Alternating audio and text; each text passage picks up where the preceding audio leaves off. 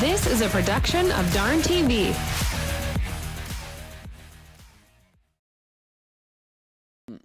Welcome to the Dirt Weekly post-Williston doubleheader edition. Episode 30-something? 35. 35. Yes, hello. We've had a good year so far if we've made it this far. So how many have we put to bed now? Nodex to bed? Nodex to bed. Well, we put Underwood to bed. Yeah. That's the first one we put to bed. Yeah. And then we came, the next one would have been Estevan after championship night. That one went End to bed. of August. And then would have been Minot. Motor Magic. Nodak. And then the following weekend would have been Dickinson and Botno. And now we just put Williston to bed. Williston just had their final weekend. Oh, boy. So now what we have left, I mean, Grand Forks is put to bed now as well. I think Fargo's put to bed. Done. Devil's Lake is done. Devil's Lake is done, which we need to touch on that show that Brendan Grover and them guys put on because that was a decent. Yeah, it looked like it turned out pretty good. Maybe you guys didn't get a chance to watch Saturday night. I went back and watched Sunday morning just because I wanted to see how Grover and them guys did on that deal because Tim Anderson ended up winning, so I kind of wanted to watch that. I didn't realize that. That was a fun deal. Looked like really a lot of fun that they put on over there. So. Good feedback on Facebook. I caught some of that. So. Yep. Mm-hmm. Well, if Facebook says it's good, then it's for real. Well, all the truths come out on Facebook. This time of the year, it's hard to find a shiny spot on Facebook. So, and they were getting it. So, I took it for what it was worth. Episode 35. We're almost to off-season time. Only a couple more tracks to put to bed, as you said. Yep. The days and nights are about equal. Yep. They won't be this long again till March. Not fun to think about. Putting everything to bed. We're putting the daylight to bed too. So. Yeah, it's almost dark when we start the Dirt Weekly now. Yeah, there's very little light in those drapes. We're on the verge of having the sun come up during a Dirt Weekly. Yeah. That's more likely to happen. Yeah. Well, if we start as late as we did last week. Bread and water, as Dilly says. We'll have to have a week of bread and water to get ready for that. We're going to do an all-nighter. The show rundown on the left side of your screen is brought to you by Sebo Motorsports, specializing in high-performance parts and chassis repair. Call Ryan at 701-720-3889 for all your hot rod racing needs. Getting to that time of year for him, too, kind of wrapping things up. Yeah. Get on his list if you want something done for the winter. Yeah, I always refer to, I wish we'd have done this in October as we're fixing things in June. Yep. And with that said, that's 10 days away. So does Ryan do full car builds over the off season? Whatever you need. He can build a complete car. He can take your car and refurbish it. New body, wrap. Yep. Mm-hmm. He'll do everything from maintaining it to what we're going to have to do with some of what Max's problem is. We don't know what the problem is, but he keeps breaking the bolts on the transmission, the bell housing. They're tight. We check them, and then he'll break a bolt. We don't understand why. And he straightens rear end housings. Whatever maintenance you fought towards the end part of the year or all summer, he can help take care of or help diagnose it. Been by his place. It looks like it's plenty busy. He's able to keep the cars rolling in and out. Product going in and out. So yeah. Nice to have him here. Mm-hmm. With that, you want to start in racing recaps. The first thing that we usually do. You want to start in Williston, night 1, Saturday night. Mm-hmm. Bring it. The fall shootout. Yeah, the fall roundup. Fall roundup. Yeah. Well, for the first time in a long time, they weren't faced with the rain that Yeah. they've had over the years. That was refreshing. The weather was actually fantastic both nights. Almost. Well, it was hotter than normal, and again, no threat of rain. So as far as loading up and heading over there, at least you had, weather was on your side. So, and like I say, they've been challenged with that in the last few years. Maybe only got in one night, maybe got in no nights. So it was nice to be able to go over there and get in both nights. And you're going there with DB1? Yeah, DBI won. We had the red numbers. That's kind of been the Williston car here at the end of the season. So, I don't have a whole lot to report other than everything ran fine and everything. Fourth place finish? Yeah, I got a fourth on the second day. I got a seventh on the first day. I don't think it was red arrows. Might have been a little bit of green arrows. So, would have liked to have been a little better, but at the same time, it certainly had room to be worse. There was a little bit of aggressive driving going on there. Before the weekend was all said and done, I was able to kind of stay out of that. I considered that a victory. And as we're heading into winter, I'd much rather head in there without a bent frame. So, again, personal victories there. Certainly not overall victories, but not bad. Not bad. 7 o'clock start time Saturday. And, when you schedule these things, sometimes when you want to start things earlier, it makes sense when it's cold out and stuff like that. But as I always go on record, I just assume those things were left alone for reasons I'm sure we'll touch on. But and of course, that got moved up just recently here to start at 5 on Sunday. And and then on Sunday, there was something wrong with the equipment that delayed the start Sunday. We'll talk about Sunday after Saturday here. We'll roll into that because the only reason I want to bring that up is because there was some question about where your whereabouts were around that time, because you've been very vocal about wanting to push the start time later. And we're going that route. So I'm wondering, is there some shenanigans going where nothing in my control, but naturally it was all making sense to me. So I tuned in and it said delayed start. I'm like, Jordan's involved in this. Yeah, I truly was not. Just the force of nature wasn't working with the track crew, if you will. So, no, and as we'll break down the weekend, we'll see maybe some reasons for my kind of thinking. So, and it's just mine. Sport mods led great the car count. Great car count. Wow. In the sport mods, 25 plus both nights, I believe. Yeah. And they chose to run them all no B mains, which is always good for a racetrack to do that. You're not sending anybody home with little to no pay. You're going to start them all, let them all get started. It's a sigh of relief. Yes. So. Yes. Caution-filled sport mod feature. I kind of skipped forward in this. The landlord. Ooh. Well. He'll figure it out that I'm here. Break time? No. The rent is due. The rent is due, huh? The lights aren't flickering. Okay. There was one move one thing that happened. Darren Schatz was up to second. They did a restart. He come around, and he got loose in 3 and 4. And he did something smart, as smart could be, because if you watch him here, he kicks her sideways, he finds a hole, and he guns it down to the infield. Saved his car. I know some other cars got spun out and stuff, right up to our darn TV camera right there. But wow, he had the majority of the entire herd behind him waiting to. Yeah, but he was able to find a hole, watch this here, and then he just guns it and gets off the track, which. How many laps were to go on that? It was coming close to the end there. 8 laps to go, I think. And he's running second. To go. Yep. We get a close-up view of Christopher Zen's. 6 to go. But we talk about different corners at different tracks. Turn 4 is dicey in Williston, and we see that a couple more times here. Yeah, it was kind of a calamity corner. Now you see Tanner Conlon out front, C.J. Peterson, Sean Keena. Thank you for the tidbit of information on that hot rod. Yeah, I said during the show, I kind of gave that Sean Keena car is the Shelby Elves car that was up here on the Tougher Than Dirt Tour last year. Shelby ran it all summer long and sold it to Keena here. couple good runs in the X car. He made it the X car for some reason. He seems to be able to put it wherever he wants. Yeah, that thing's working. Do your maintenance on it. Keep it going because it looks like a pretty decent car there. Yeah. He was able to be high and then. And like what Jordan said, keep your nose clean. Keep your nose clean as he. And that's hard to do. Yeah, there's times you're just squeezed in.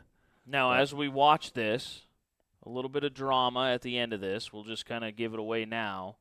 Tanner Conlon and post-race tech rev limiter not working is what I heard. That's what I understand. Well, maybe that was the case. It wasn't working, but nonetheless, the 602s have got a 6,200 RPM rev limit, and I understand that it had showed over 6,400. Oh. Actual RPM. And now I think they go through a program of on-off switching it and all of that there, and it's and I'm ad-libbing here, Tanner. If I mess this up, I don't mean to, but I think I understood it was set at 6,500. So. And so what benefit is that? Is that going to generate more horsepower? Is that? Well, I mean, there's a possibility. You just have more flexibility with more RPM. Just jumping around, just shooting from the cuff here, just giving you some of my opinions. The 604 that's in the A mod went from a 6,400 RPM chip to a 6,800. IMCA granted that. Yep. I was scared it was going to break a bunch of rods or something like that, and that really never did materialize. But the 602 is a 6,200 RPM chip, and that's never been increased. So I'm not sure what to say. I will say on these rev boxes, as a guy with 60-year-old eyes, they're tricky to see. So, and 2s and 5s look the same to me when I'm looking at a shock without my glasses on. So the tech guy, he sees this, yeah, and he knows I got to go tell Tanner I'm taking your win away. Yeah, that's a win. Ouch. Because it's a pretty simple, I guess. Yeah. I think Ed Conlon runs an open motor, a claim motor. Does Tanner run the 602 crate? Well, I'm guessing he must, because if you run an open motor, it's 6,800. Oh, okay. So I'm going to say he must, just off the numbers that I'm hearing second, third, and fourth handed here. So. Yeah. So yeah, simple. It might have been a simple mistake of somebody setting it to the open motor setting. Especially if I never thought of that. I mean, if they got one car that's got an open and one that don't, and sometimes you're troubleshooting, you start bouncing. We don't know. We're just talking through this. And what about this? What is the reality of this? What if it's set at 6,500 and he's never reaching it? What if he's never given it full gas? But it doesn't matter. Yeah. Doesn't matter. Yeah. So there was an instance. His high number did indicate over 6,400. Oh, okay. That's what got the teching looking for trouble. How you tech that? It's super easy how to tech that. Because you basically shut the car off, and then you cycle the power on. You do not start it. You just flip your ignition switch on, what sends the power to the distributor. Yeah, and it's a digital readout. And it flashes your previous maximum RPM. Yeah, high RPM. And it was 64 and change. And how to reset that is that you should leave the switch off for 20 consecutive minutes, and then it resets that high RPM. So that's how it resets in between heat and feature. Mm-hmm. So you don't want that victory lane speech to be too long. No, you don't want a 20-minute victory lane speech. Well, I want to thank my family in Utah. Maybe you do. In Utah, yeah. Yeah, so. Yeah, but that'll set off red flags too if you sit there and somehow it shows up as 3,500 RPM or 4,500 or something. That'll set off some red flags like, whoa, what's going on? You didn't just win that race at 4,500. So. Yeah. So just to finish that there, you get what your highest RPM recorded was, and then the next step is that it'll show where your rev limiter setting is. Yep. So because once it flashes, I think it flashes 3 or 4 times, and then it shows you what your setting is. Okay, and then it defaults to that. Okay, yep. So yeah, so what should have happened is it should have showed say a 6190, and then default, and then the final blink would have been a 6200. Well, 6190 is less than 6200 type of environment. Yep. So once his showed 64 and change, So then is it was shown that it was too high. why back in the 80s, and I've been talking about this a lot, where it seemed that motors failed a little bit more, were there rev limiters back in the 80s? Could people just hammer it till she blew? Well, we didn't have any rev limits in the golden days, so there was no stopping it. So we didn't. Yeah. So and that's been a whole bunch of the crate motor presentation. Its durability is unquestioned, but let's give credit where credit's due. A lot of that is based on the fact that they don't let you spin it, rev it up too hard. So you have to make do with the window of power that it makes at a lesser RPM than, say, the 90s or the 80s, and the payoff for that is that you're not going through 8 motors in 3 months. You saw the birth of this then. I watched it come. Yeah. And were you a fan? Well, no, because I'm a product of my golden years, if you will, and we were building stuff and just learning how to cope with what we had, if you will. You got a glorified governor on your car. With a rev limiter? Yeah. Oh, well, that's exactly what it's there for. Yeah, it's a governor. Yeah, it stops you from RPM, and so a tacky track, we would call that a speed track. So if let's say a sport mod would be geared, and I'm just grabbing numbers. Let's say you got 600 gear in it. When it's wet out, and let's say for a medium track or even a dry track, it may only turn that 6190, but when it's wet out, you can drive into the corner deeper. You're going to turn more RPM. Now, what the deal would be is you would take gear out. You would go to, say, a 583 gear so that you can continue gathering RPM and driving deeper into the corner. Well, when you're going beyond your chipped, your ruled chip, then you can leave the 600s in and let the RPM just go over and above the 6200 and possibly get the advantage of what I'll call the Jake braking of the car. When you let off, like a semi does, it comes down, so you get what I call natural chassis braking with that, and that could be an advantage in a certain circumstance. Roll into the turn possibly. A little bit. Certainly helps you set in there nicely. Maybe the tail comes around a little bit naturally because of the deceleration. I'm not picking on Tanner. I'm just offering you. Sometimes this has nothing to do. We have moved on from Tanner. Sometimes how I gear my stock car.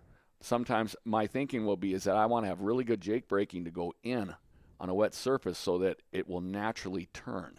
So, yeah, like I say, I'm not going after anybody here, but just sharing that. And we're chipped at 7,400, so we're 1,200 higher. Well, just one reference to Tanner. If that would have been me driving and I won the race and I got DQ'd, you'd hear me crying from Williston in Minot. I would be like, I don't know how. It's a lump to swallow. It's no fun for anybody. So. On your crate motor deal, my brother and I were two of the guys. I think Dana Brandt was one of the first ones that showed up with a crate and a hobby stock, and then I came back with one, and then all of a sudden they started showing up everywhere in 2011 and 12. Yeah.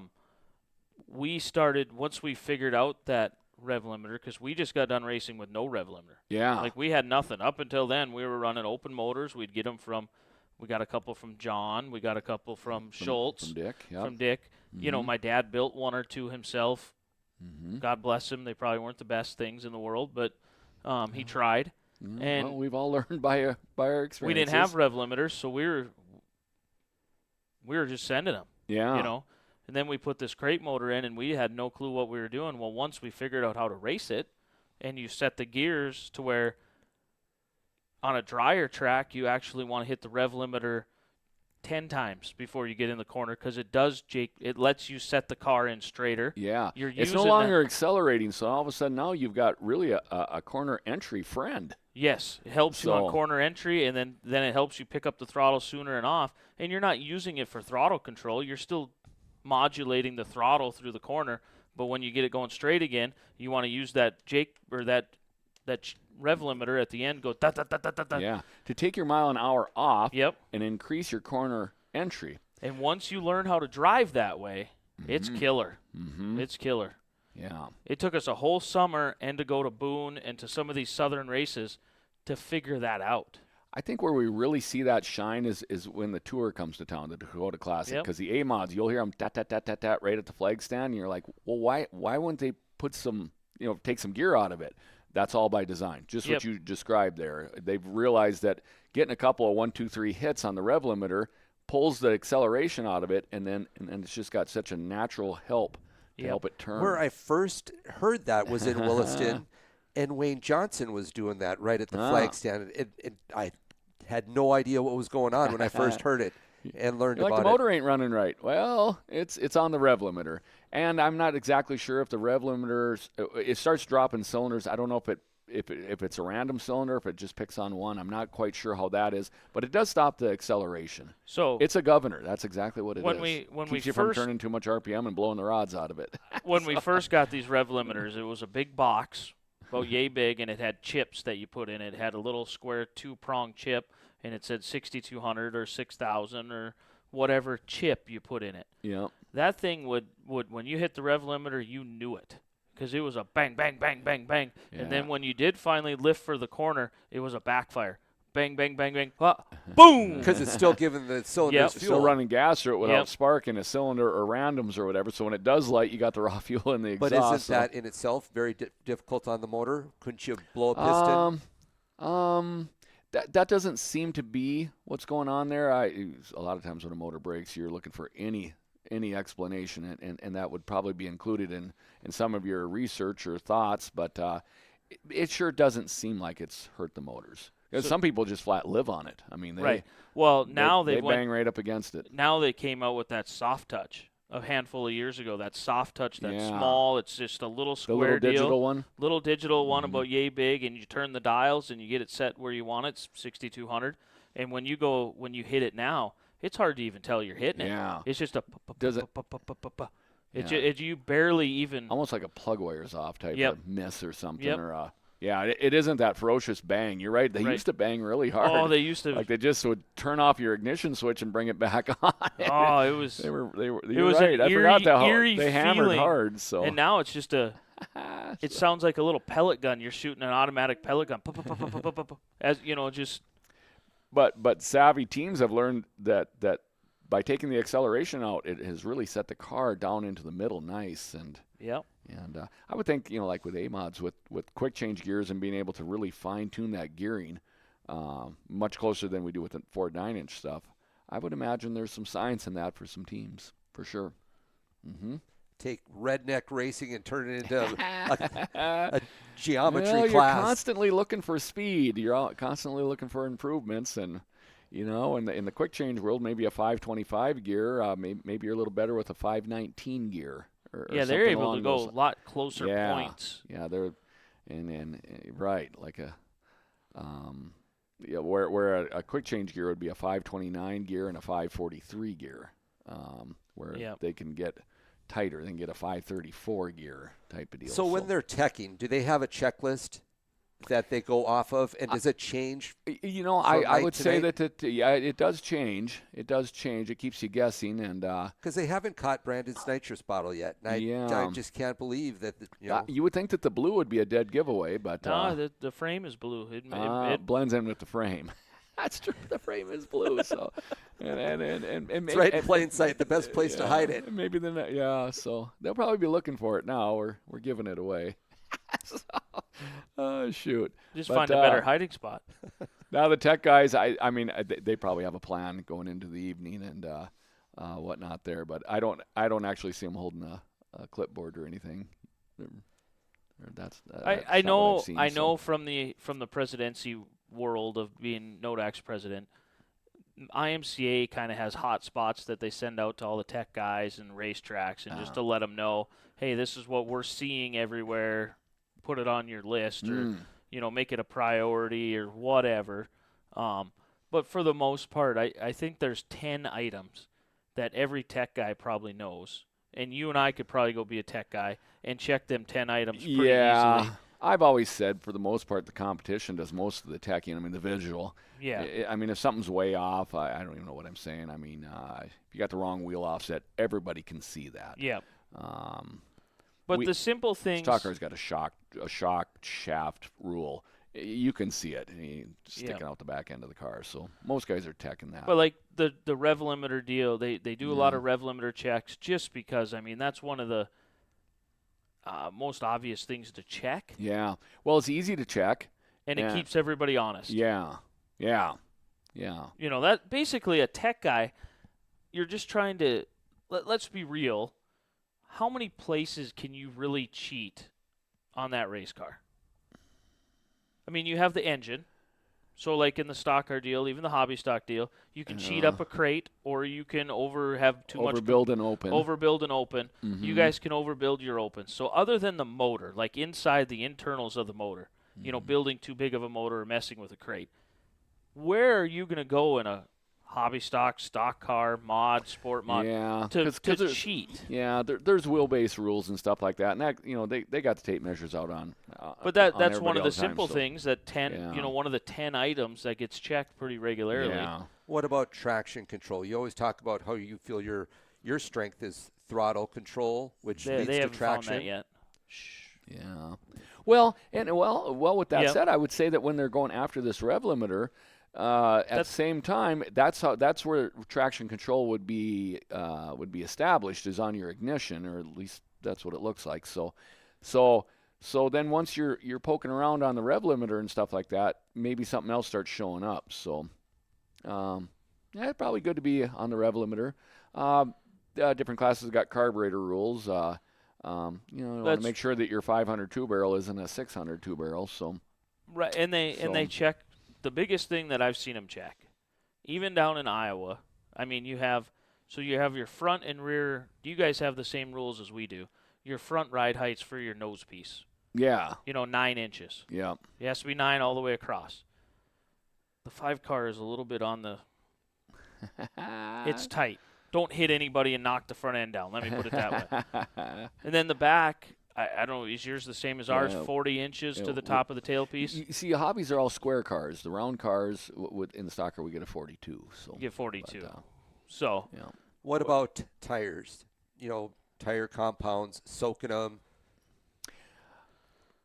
I don't know if they've been putting a durometer on them lately or not. We can groove in sipes, so I don't know if they've been checking that lately or not. A durometer is a rubber hardness checker, and I don't even know what the window is on that. The latest trend is pouring 2 cans of Busch Light on the right rear right before the aim.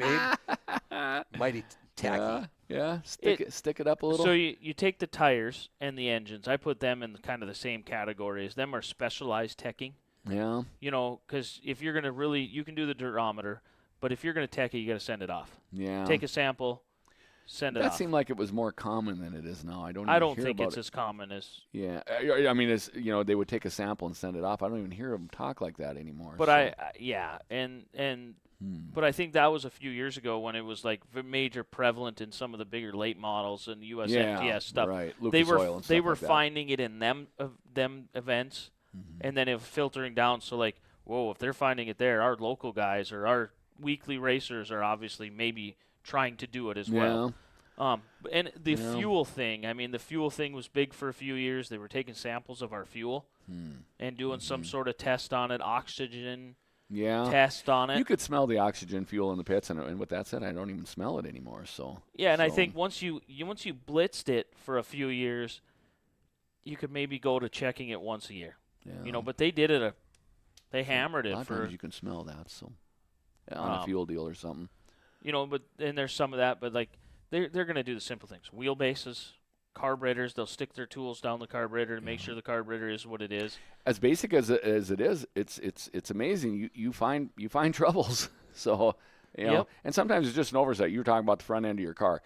Again, you screw with a weight jack and you forget about your nose height because you're busy trying to chase something else and hit a wall. Go up on top of a wall and break a right rear axle. You're all stacked up on a restart. Everybody's up on. You probably still don't even know the damage. There could be something still out there. It probably hasn't been measured. Yeah, it's probably been ground down to 6 inches on the right. You're gonna have to get out the tin snips. So no, teching's a thankless job, and the guys are doing it. And but I think for the most part, I think the class probably techs itself, if you will. I think most of it is tech themselves. You can see if something really shines and is really crazy looking, I mean, it's going to get the double walk around. And left rear shock is another big one. They were checking that a lot down in Boone at the Super Nationals. You have to be able to compress the left rear shock all the way in and hold it. Yeah. We've done a little bit of that. Yeah. I don't know that we've done it this year. I'm only making tech about half the time, so maybe I'm missing out on some of the finer points. But See, he picks the nights he knows what they're going to check, so he doesn't go to tech that night. So the mods, they got the curtain hanging on the back of their car, so the drivers can't walk by and just look at what's going on. Yeah. But the tech guys have their free reign of the car. They can look around to see whatever. Yeah. Again, I see the tech guys, and and we know who they are. So most tech guys walk around and do just what I'm saying. The class techs itself, and I've seen them walk around hitting 5 of those 10 things just on a walk around in through the pits.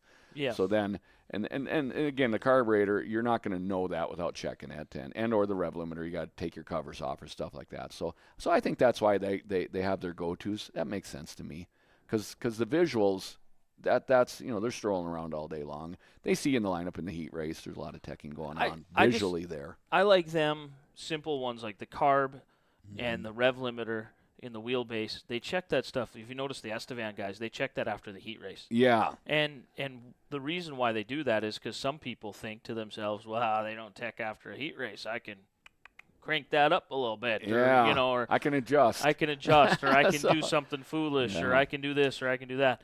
So they just pull them in for an honesty check. That's what I call it. It's just an honesty check. Yeah.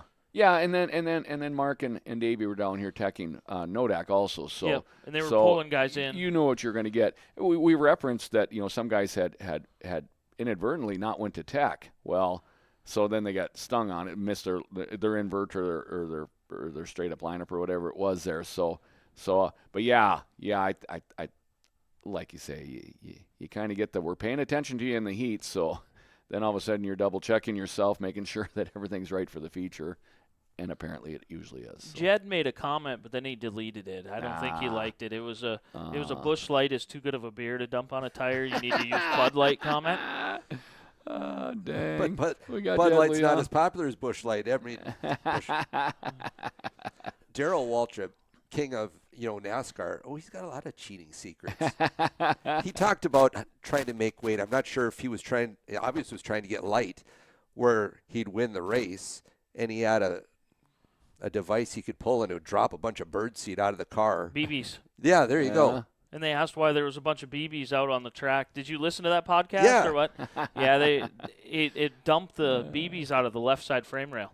And they'd pull in the pits, and the BBs would be laying everywhere in the pits because they'd still be falling out as they. That'd be wild to drive on. Yeah, wouldn't it?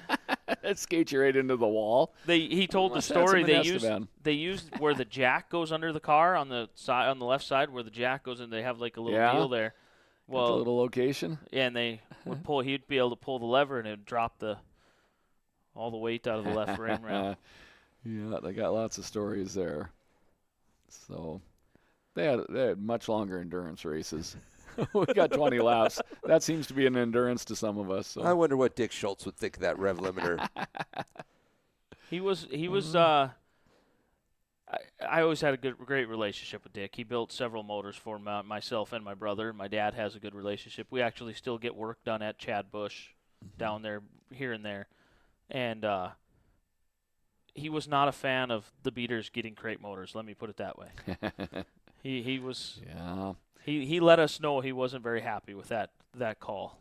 Well, they said that the crate motor did close down a lot of little operation machine shops and we feel bad. And there's a lot less than there used to be, but it probably is just the way the everyday cars went too. But when we came out of 2009, I was so mad at racing in 2009 because I lost a motor. My brother lost a motor.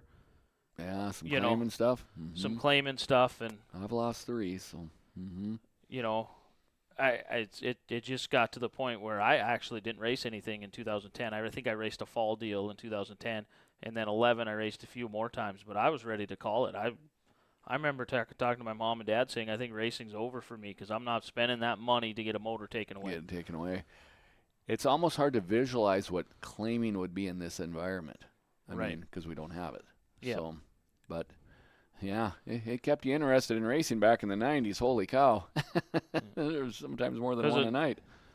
Eric Laudenschlager and Terry Fall last year took the joy, or it took the history away from Brock and I, because Brock and I before that were the last two claims at the Nodak Speedway. Terry and Eric had their deal. Right, Right. Aiden Clark said you can watch the cars on the track and you can pick out things you need to check. Well, Aiden, that's what I meant. I see. I was thinking about you, Aiden, when I said that, because he comes walking around, and I know I appreciate it. He's checking them over, and he's got a pretty good feel on what he's looking at, and like I say, he's following up on what he sees on the track. And if something's making a way more different noise than everybody else, then let's go see what that is. So, speaking about making something way different than the rest, Thank you, Aiden. He's the one that drove the Duster.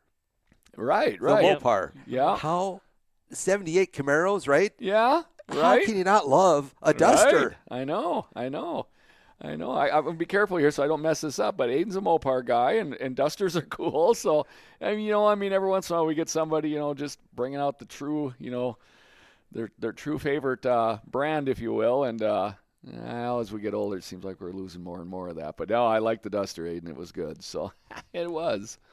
Yep.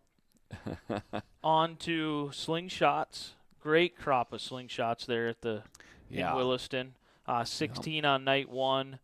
Carver Ballroot. A lot of these names, if you go through these, Carver Ballroot, the grandson of, drawing a blank. Delouse. Delouse Haugen. There Yep. you go. Grandson of Delouse Haugen. Goodrow, Landon Goodrow is the 10X. Denley Went. Borroot is part of the Schroeder family. Raynard is a family. I mean, you can just go down the list of all these here. And I was understanding that some of these slingshot drivers are going to be 14 now. So yep, some of them are aging out. Yeah, they're aging out. So there's some cars that are for sale, and we touched on Keenan Glasser a little bit, that he used to be a slingshot. And he's a feature-winning sport mod driver now. So look at a couple of the 2-3 of these young kids getting into different classes. So. Aging out, yeah, that's exactly what they're doing. I think Carver is 12 right now, so he's got a year left. I think Sage Borrood, I think he's out this year. I know Bailey Grilly shared with me that it was her last weekend. They had a for sale sign on Denley Wentz car. I don't know if that means she's aging out. Seen one of the Wentz cars did have that on there. So Landon Goodrow in the 10X, I think he's moving up to, I believe his dad told me they bought a sprint car. Wow. Okay. Yeah. Well, his dream is one day to be a sprint car driver. I guess you might as well start. Yeah. Well, sooner the better. So we're going from Donnie started at a young age to 410s. I think he's going to do the 305 thing first. 305 deal. He's going to go to Fargo, or they're going to somehow keep a car in Fargo and go to Fargo every Friday night, I believe. Wow. Well, yeah. I mean, that's the slingshot platform. Get you on there. See, get a little dirt on your helmet, if you will, and then see if this is something you want to pursue. So, yep. Yeah, I got him coming in for victory. God, what a great number he has. Oh, dang. And it's green. Yeah, well, yeah, it is. Shoot, got all kinds of things going on there. Carver's pretty several exciting for young people to. Yeah, several times. He's a pretty common person or kid to have in victory lane. I've talked to him several times, and probably didn't have the motor magic he wanted. I think he won one of the nights and didn't have a very good second night. So them slingshots are so foreign to me to even try to work on them. They're changing the axle in the back to set the rear toe on it. The engine actually floats in there or something. Yeah, it's kind of like on a swing arm. I've seen Sladen's a little bit. And, yeah, they're unlike anything else we got, for sure. Talk about deadly to get out of. That looks difficult. And the non-wing sprint cars, watching Dusty Lawson crawl out of there. They crawl at the top. Do you got a door? Can you give me something here? Well, like these young kids, they're young enough. They can climb in and out of them things. Us old guys, we'd struggle. Yeah, that climbing in and out of the roof there, you need a step ladder. I need some help. Mm-hmm. Then I think in the order of events here, we moved to the stock cars. Yeah, we're on the stock car feature. Yeah. God, what do I got for stock cars? Other than Brendan Labatt, we're on the first night still, right? Yeah. Yeah. Brendan was just perfect. So you're in the 5th spot. Are you liking that? Is that where you're thinking the lines? Actually, I ended up 7th. So, but you're starting. Yeah, I'm starting 5th. Yep. I ended up 7th. I mistakenly thought I didn't have any red arrows. I would have had red arrows this night then. No, I like the spot. Low has been my place to live in Williston, so yeah, I'm not even. You got a lot of fast company around you. Yeah, But that shot right there all night long, I was like, whoa. I mean, that's a Yeah. great shot, and the dust is just rolling around you. Yeah, and on a night like tonight, the wind was actually blowing at the grandstand, so it was doing a really good job. And I talked about this during the broadcast with Nick and them guys. With the wind blowing at the grandstand, so it's coming out of the coming out of the south, going north. Yeah. The southeast. Yeah, it cleared the front straightaway off. So for the cars on the track, it was still dusty, but it was not nearly as bad as what maybe my camera shows, because it's blowing at my camera. Yes. It depended upon where you were watching from. In the Right. car, it wasn't bad. To watch this video is not bad. The pit grandstand was not good. On night 2. I don't think tonight, because the Yeah. wind was blowing away from the pit grandstand Yeah, that's on a true. night Come like out of the tonight. southeast and kind of, yeah. But, so, this deal here, Brendan Labatt, he's got his car rolling. Yeah. And then I talked him to and him Mike raced pretty hard there for a little bit there, and then Brendan his car is just circling around nice. and I think he does his own shock deal now. So it looks like there's 2 grooves to run on here. Yeah, we got the low, and then we got a little bit higher, and sometimes that higher hasn't always been the case in Williston.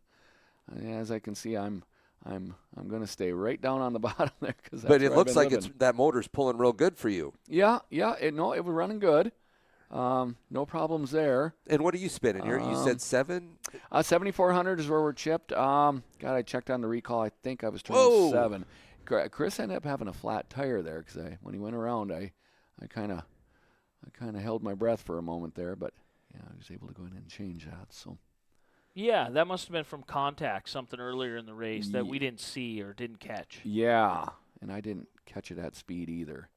I did talk to Chris. He said that he did feel it going down even before it failed completely. So Fast forward a little bit coming, here. so.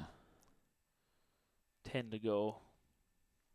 Some good battles up front for sure. Yeah, and as this race goes on, I thought maybe that top groove was going away, because Flory and Heupel were able to race past Hagen at one point in time.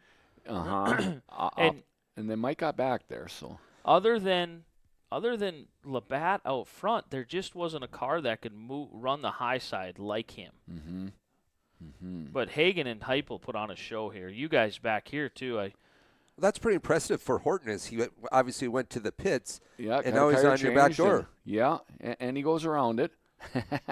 he looks like the aggressive Hortonist that we watched on Championship Night. On Championship Night, that's a good reference because he was driving with as much. Adam did not like that enthusiasm. moisture up there. He was super tight when he laid his right rear up there. He struggled.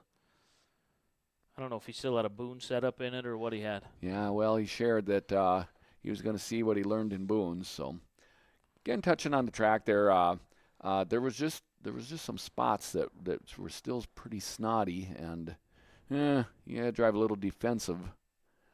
So in case you catch one of them and the thing pushes up on you, Troy Heupel, he's had a resurgence this year. I mean, he's been racy. Yeah. Mm-hmm. Yeah. And he was. I think he did find Victory Circle once, didn't he? I'm not 100% sure. But he's certainly of speed. To go by Mad Mike, I mean, they do put on a dance here. Yeah, if the camera operator would pay attention and get the camera on him. But can't be everywhere. Well, You're just somewhere. Sometimes I watch a car leave the racetrack with my eyes, and the camera kind of loses what I'm doing there. Like, I wanted to come back and find you guys here. Of course, Troy, he's raced a late model. He's raced a modified. Yeah, and enjoying the stock cars now. So, Adam, I have kind of a pretty good little high-low battle going on here. He's way high. He gets me at the end, but I think I had him on a few laps. That's a pretty cool view as they come right by the camera there. It got hit, I think, at the end of night 1 here. Did it? Yeah. I had to go down and fix it. We've been tough on it. Doppler got you. Yeah, it was Doppler, right? In the late models. Down to 2 to go. Heupel. I'm pretty sure he gets Mike. I honestly don't. I was thinking Mike got second. No, I think Mike got third. I think if I click on this Yeah, I think Mike had a. Okay, Joe Yeah, was Mike the got second. third. Okay. Yeah. Okay. But pretty cool. Pretty cool Yeah, to talk. Good race for Brendan. Brendan and I had a pretty good talk on night 2 before the races started, just to kind of.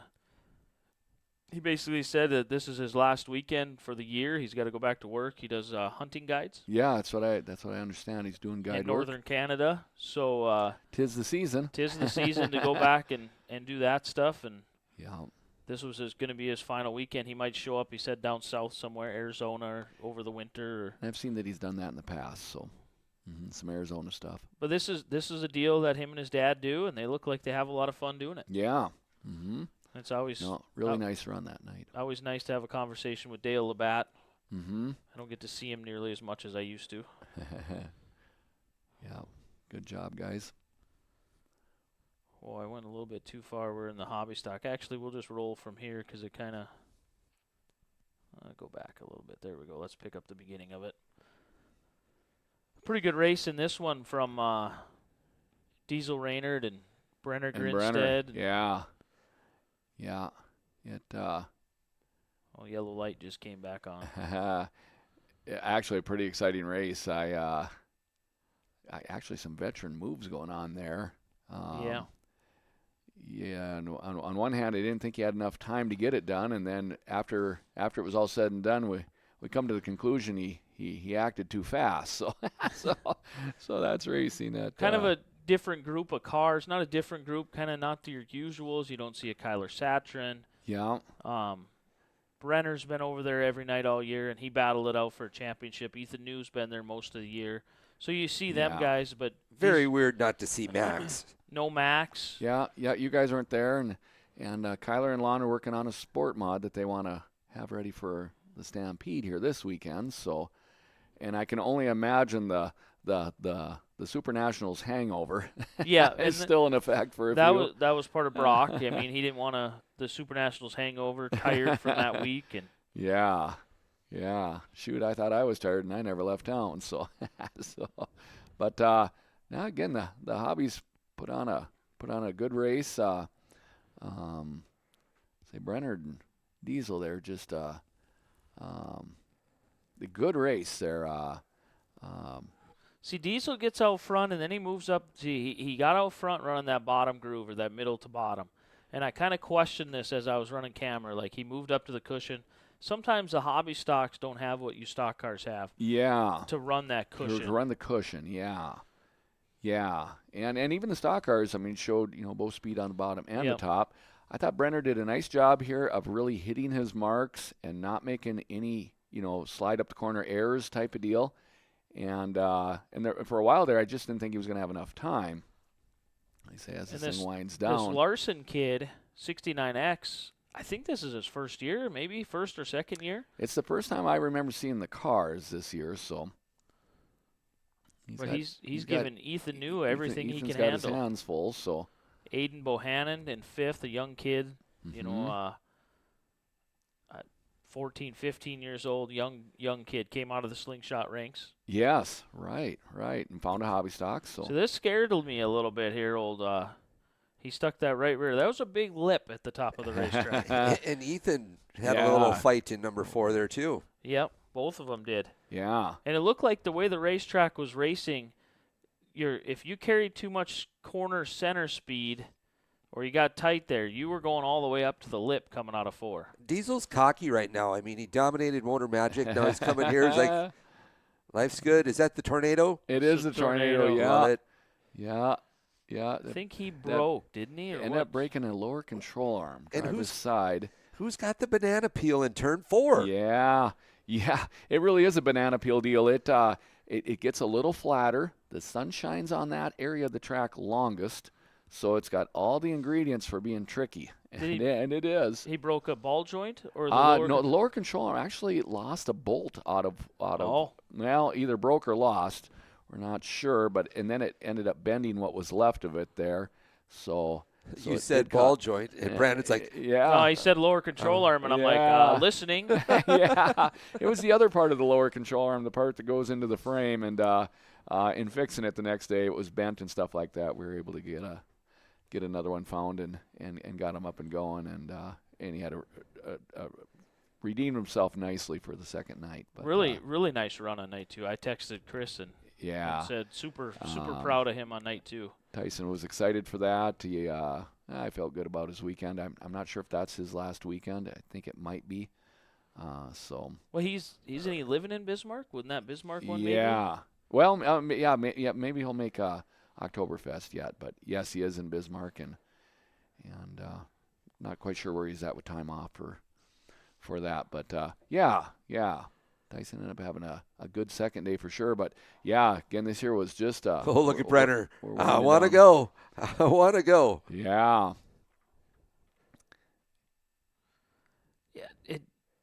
Yeah, Diesel's taking her up there. Taking her way up there. And actually, Brenner finds something now. It was just a slow, methodical pass. Yep. It takes forever, but it gets done.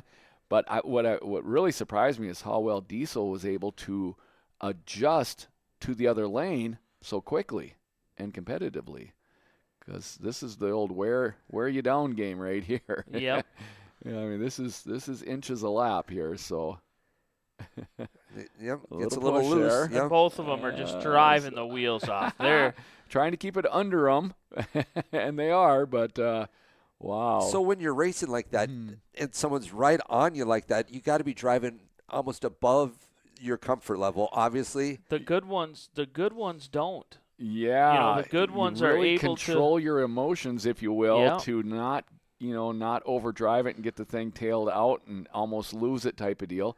They're both doing a wonderful job of keeping it under them, as we say. And Brenner, that last turn 3 and 4, he drove it in a little bit too hard and washed up in the center and then kicked it out, coming out of the corner. And lost it costed all time and space. But but he went back and he made the best turn 1 and 2 he had all race. See, and that's the constant balance. Racing is 80% mental. Yeah. The chess game, as I say. It's so it's your thinking. So, yes. You're right. It's very much a thinking game, and they're able to really display the thinking. Yep, on right this. here. When you get two cars, when you get one on the bottom, one on the top like that, I mean, you can really, Diesel see drives the mental in, game, that right rear catches the cushion, pushes up the front end. Brenner's able to make up, because at this point in time, you're not making up car lengths. You're making up feet. Yeah, inches, feet. Yeah. Exactly. I mean, you need 16 feet to get ahead of them, and man, it takes laps to get it. So. Sometimes it takes 16 laps to get 16 feet. Sometimes it takes 16 ounces of Busch Light on that right rear to get what you want. I thought we settled on Bud Light. No, Jed settled on Bud Light. Yep. But the cream of the crop right there. I mean, Ethan, Brenner, Diesel, that's What's beautiful. What's the laps remaining there? 6. 6, yeah. See, these are. See, now they're watching that. As fans, these are the yellows you want to see because everybody's all bunched up again. Brenner's up on that wheel. Sometimes you have to be careful on that, because it actually, him sticking his nose in underneath and then having Diesel chop down. Diesel didn't do it on purpose. Diesel was taking the line down. It actually cost Brenner a good restart. Yeah, where if he'd have stayed behind him. Yep, he could have followed him all the way through. Diesel's a little bit free there, it seems. Now Ethan's in the picture here, getting ready. Ethan's been good on the high line all weekend. So see, and when Brenner keeps his car down all the way through turn 1 and 2, he has his best corners. Mm-hmm. And that's what he kind of works. He follows him down here. The first night was very skatey in that corner 4 part. I mean, as I said, I had 4 wheels sliding at 20 miles an hour. It was just icy. What is your guys' thoughts? It seems like Brenner just did that there, did the high line 3 and 4, diving low 1 and 2, doing the. Yeah, he's a little bit higher there. He's trying to get the momentum. Okay, see, Diesel got way too high. He got the whole car up in the cushion. So now Brenner's going to dive low and should snag him. This is where you want to give each other sightings and jar your concentration, jar your But now steadiness. Brenner's going to want to drive in a little bit higher. See, he did it perfect. You drive in a little bit higher and just make him aware that you're there. Or just drive him off the top. Well, you don't want to drive him off the top, but you want to just make it known that he's right there. See, and that's what I'm saying. When he keeps his car down on the bottom like that, he's able to get good drive from center off. 2 to go, and you're out front. You got to feel pretty good about your chances here. Yeah, but now he washes up coming out of 4 there, and he gives all the momentum, because Diesel Diesel turned down early in the corner and gave Diesel all the momentum. And Diesel hadn't been that low all night. No. So it wasn't expected. As a fan watching it, you're like, well, Diesel hasn't been there yet. I mean, it's too risky. It's too close to the end. But and Brenner gives it one last. That's where I'm at, Yep. where I didn't think Brenner was going to have enough time. And then in hindsight, he actually did it too soon. Did it too soon. So Yep. everything Brenner did is what I would have done. I just wouldn't have been expecting Diesel to have such a comeback play. So, Great hobby race. yeah. Great hobby stock feature. Congrats, Diesel Raynard again. Yes. And Diesel, once he good gets race. one, look at that. He's on a 3. Yeah. streak. Well, there's blood in the water, Yeah. and you're the shark. Yeah. No, that was a good hobby race. So. It was pretty cool. In Victory Lane, Riley was down there with him. Yep. And handed him his phone with the list of his sponsors. You Yeah. know, it is. Here you go. Yeah, that was pretty good. Uh-huh. It's fun to watch guys recall their sponsors. So, some can and some got it written down. That's all right. We talk, Jordan, you talk about this a lot. So what do we got? 25 laps in this next day main? Yes. Got the A mods. The crowbar starts on the pole, and he's looking like diamonds on the pole. Nice heat race. Mm-hmm. One is heat race. Straight up start. Yep. So, yeah. But there's just one lap that just bit him, and I thought he was probably going to get her done. Maybe had a marker car get in his way a little bit. Wasn't able to look at lap times, but boy, early on, I thought it visually looked like he was laying down the fastest laps of the night. So, yeah, one wrong move or one wrong incident can change your whole race. I thought this was going to be super interesting with the old Tomlinson on the front row. I was really looking forward to maybe seeing him snag a victory. Yeah. Yeah. Look at that dust roll off. That's a great shot, Brandon. Yeah.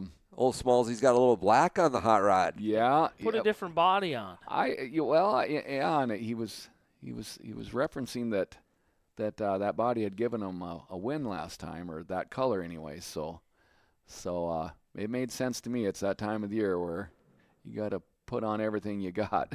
So. Yeah, and I can't remember which night it was, but Travis, I don't know if he said it in his Victory Lane interview or if it was in a conversation with me. He kind of watched the way the racetrack was developing on a night like tonight, typical Travis, and he's seen if you went high in one end and low in the other end, that's where you were going to make your best time, and he was able to kind of basically take the lead using that philosophy. Yeah.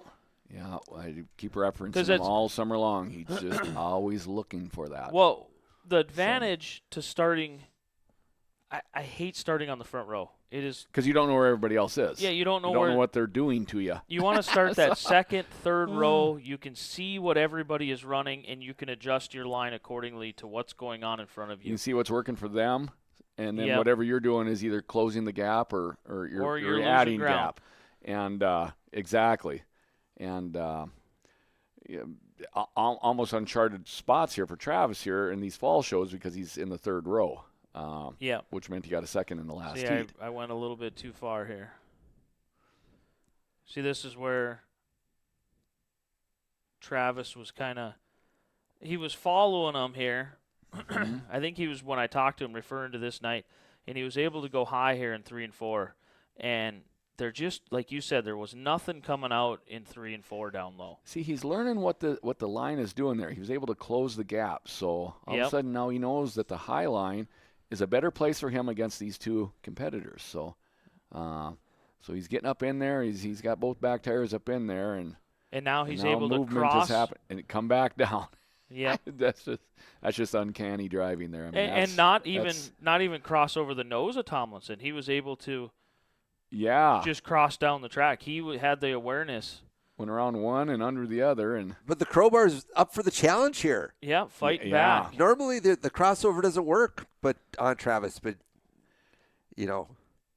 Travis will live to fight another day, obviously. Yeah, and even Travis being able to keep his cool in this situation. See, here's where that marker car gets a little funky there. I was in the pit grandstand there, and that I wasn't sure how injured Marcus got on the deal there because I knew there was contact. But it seemed to mess the nose. Doesn't look too bad here. Kind of folded the nose under on Tuchscher's car. Yeah, you were definitely working on it the next day. Those noses have gotten to be quite a piece of construction now. They used to just be a flat piece of tin laid across the radiator bars, but they're ball boxed in and they're kind of a little aero package in them now. So. And you're obviously watching with the camera on the crowbar there, seeing what's going on. Yeah, that's kind of when Marcus almost got hit again there. I think that's, can't tell, DeLaus Haugen there. Spun sideways coming out of 4. Darn near took out Marcus. Yeah, it's one of them deals when Travis gets out in the lead like that. You try to find a battle in the field to. And as he was working on getting to the lead there, as I shared there, he put both back wheels backed in pretty hard in 3 and 4. He knew the depth of the traction available. And so then he gets out and rides on the edge there, and he can really get her going. So, thought Chris did a good job of having a bad moment and then being able to collect his thoughts and stay focused. Can't remember what he come in with, but again, I thought it was a good overall feature for him, considering they had. Got to be frustrating. You know, you're leading. Travis is right beside you. Your car is pretty formidable for tonight. Pretty good. You won the heat. And then the marker car's there, like, not now. Not now. Don't be wandering around now. So, yeah. They say it's all part of the race for sure. Kind of fast forwarded here to the end. Got the camera on Wayne there. A touch on Wayne. Wayne was competing in his last weekend at Williston. It's almost hard to put it in words. I have typically gotten to Williston first and saved his spot on the left side of me for I don't know how many years. It might be decades. And, it's going to be different. And he's still holding true to what he was saying? Yeah. Did get into the conversation a little bit. He is going to stay involved in the sport as far as building bodies and fabricating some stuff. Wants to do bodies up for modifieds and stuff like that. And I think there's a calling for that. So. And he's certainly good at it. Him and his brother-in-law John are good at making bodies, and there'll be people that need that. So. Oh, I gotta believe if DBI 1 is on the track, and DBI 2 might be available. Well, you never know. But as far as campaigning, he says he still wants to go to the races to watch, but he's just not going to drag a car around anymore. So I think it'd be good that he'd be involved as far as helping teams build bodies, and again, he's a fantastic fabricator. He's fixed some stuff for me, and I appreciate that. But nonetheless, the truth of it all is that he raced his last weekend in Williston, and at least full time, and I do believe for a while. It's going to be different.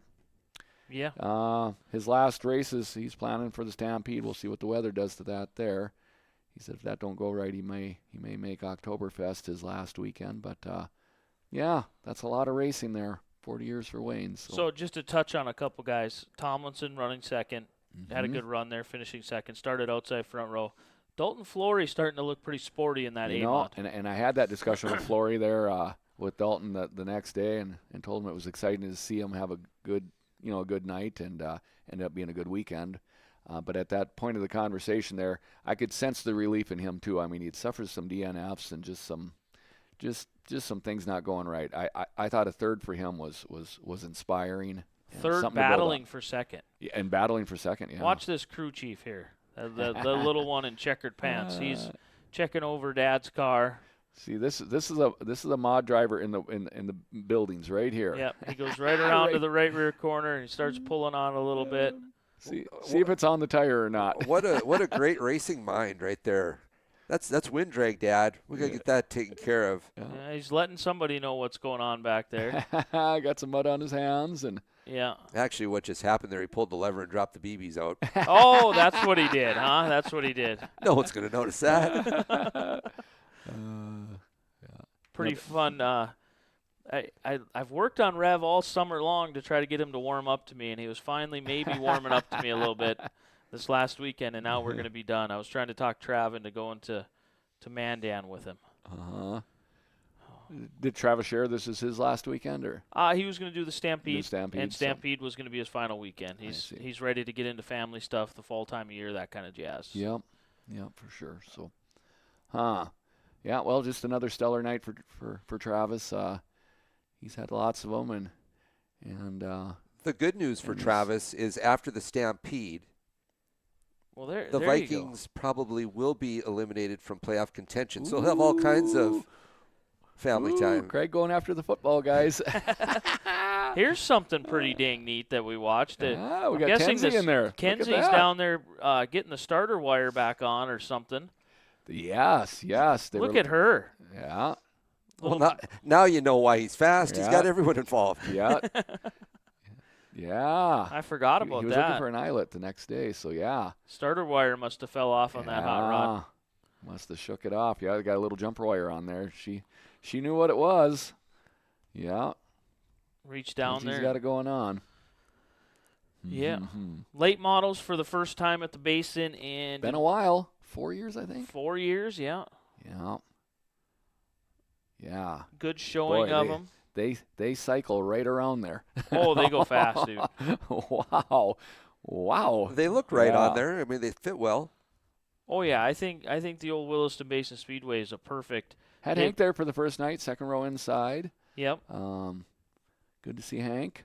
Jeremiah Ledoux, a local driver. Dylan Price, a guy that we've seen race locally. They've been modified stuff, and of course we don't see them in a modified anymore. So this year we were able to see that. Bob Moody. Row. Yes, the Junkyard Dog. The Junkyard Dog still in the car. Hometown. Yeah, hometown. Yeah, and he'd been racing all summer too. So, as I share, Bob and my mom graduated together. My mom likes going to the races, but she's not going to drive a race car. So Bob is. So that's something. What's the late model turning then? What's he doing? I didn't look at any times, but watch him. It sure looked like they were getting around pretty good to me. So. And look at him coming out of 2 right there. He's got his foot in it. Got some wheelies going on and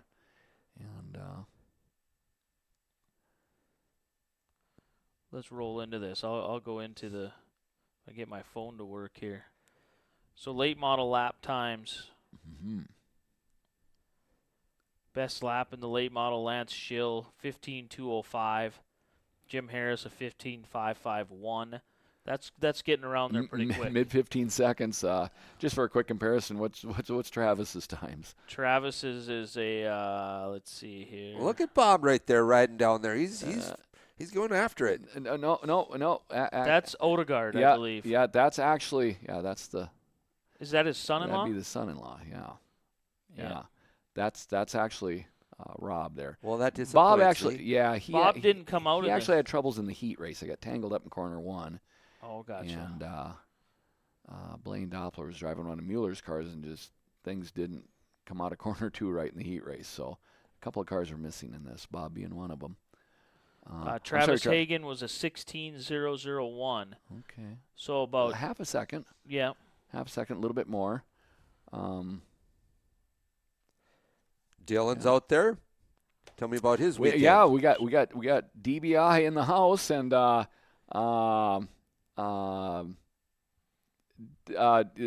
this is Dylan's last weekend of racing. I thought Dylan had a decent night. He's racing around, everything's running good, and he's got some different shock stuff he's doing on the right rear. Sometimes it don't take much to get Greek on me, and so he was, but he had spring loads this and that, and he was pretty excited. Nonetheless, I thought the car looked better than it had looked all year long. That's him on the far right of the. I tried to pan back to him a few times because I knew we'd be doing the show. Yeah. It ended up breaking a left front spindle with 6 laps to go, so it ended his night. But nonetheless, I thought he had some competitive runs going. He's in the middle of the pack there, racing with a handful of guys. And but yeah, they have spindles on them that are different than we have on Max's car and my car. They're a hollow snout, much like a 1-ton rear end on a pickup.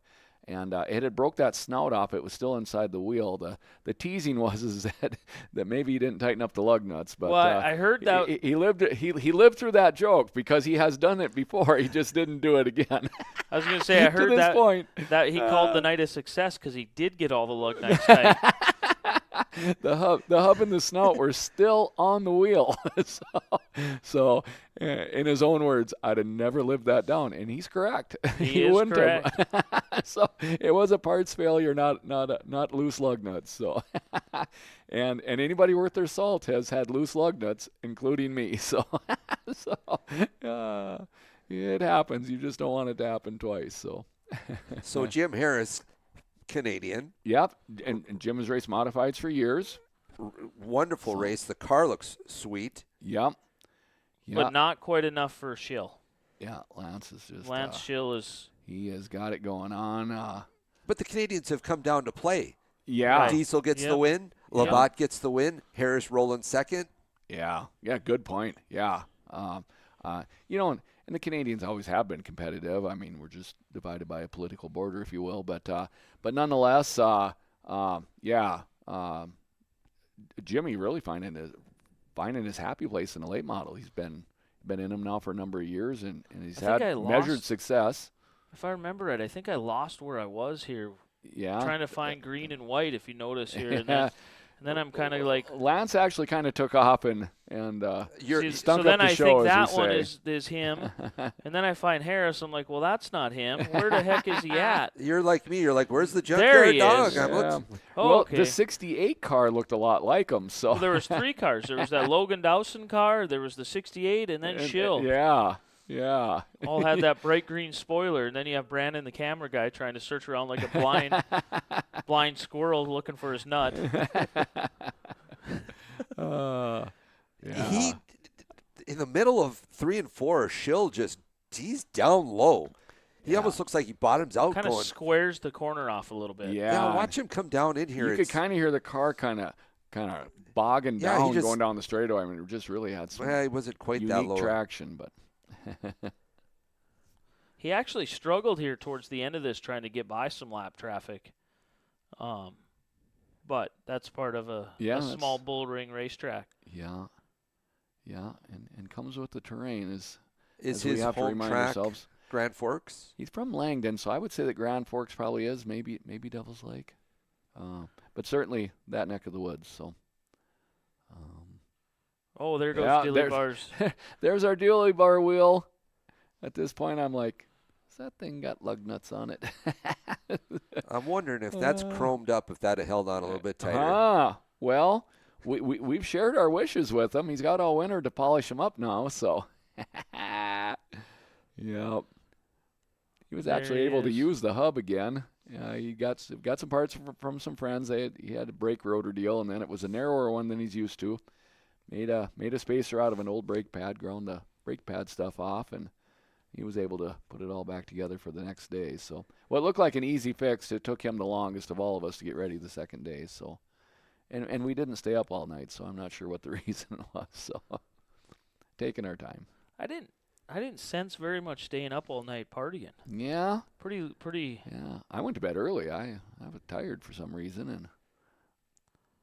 Couple more spin out down here. Yeah. Ledoux and Dowson. So do you have living quarters in the Green Machine? We have, I'll call it just a back area. We've actually got a couple of couches in there, just kind of for when you, That's where the camera got hit. Yeah. Doppler. Okay. I think it was Odegaard, wasn't it? It should have been Doppler. The 11. Yeah, okay, yeah. Coming around and That's right, Doppler was in the way. look at the camera pointed at the ground now. Paul was in the black. Is the camera all right? The camera's just fine. The mount broke. The mount broke. Well, sometimes we break the camera. Yeah. We broke the cable. Well, yeah, we haven't broke a camera yet. We've broke the cable right. on the one over there. You're saying we got the cable in Underwood. Yeah. This one here broke the mount. I had to put a different mount on it on for Sunday.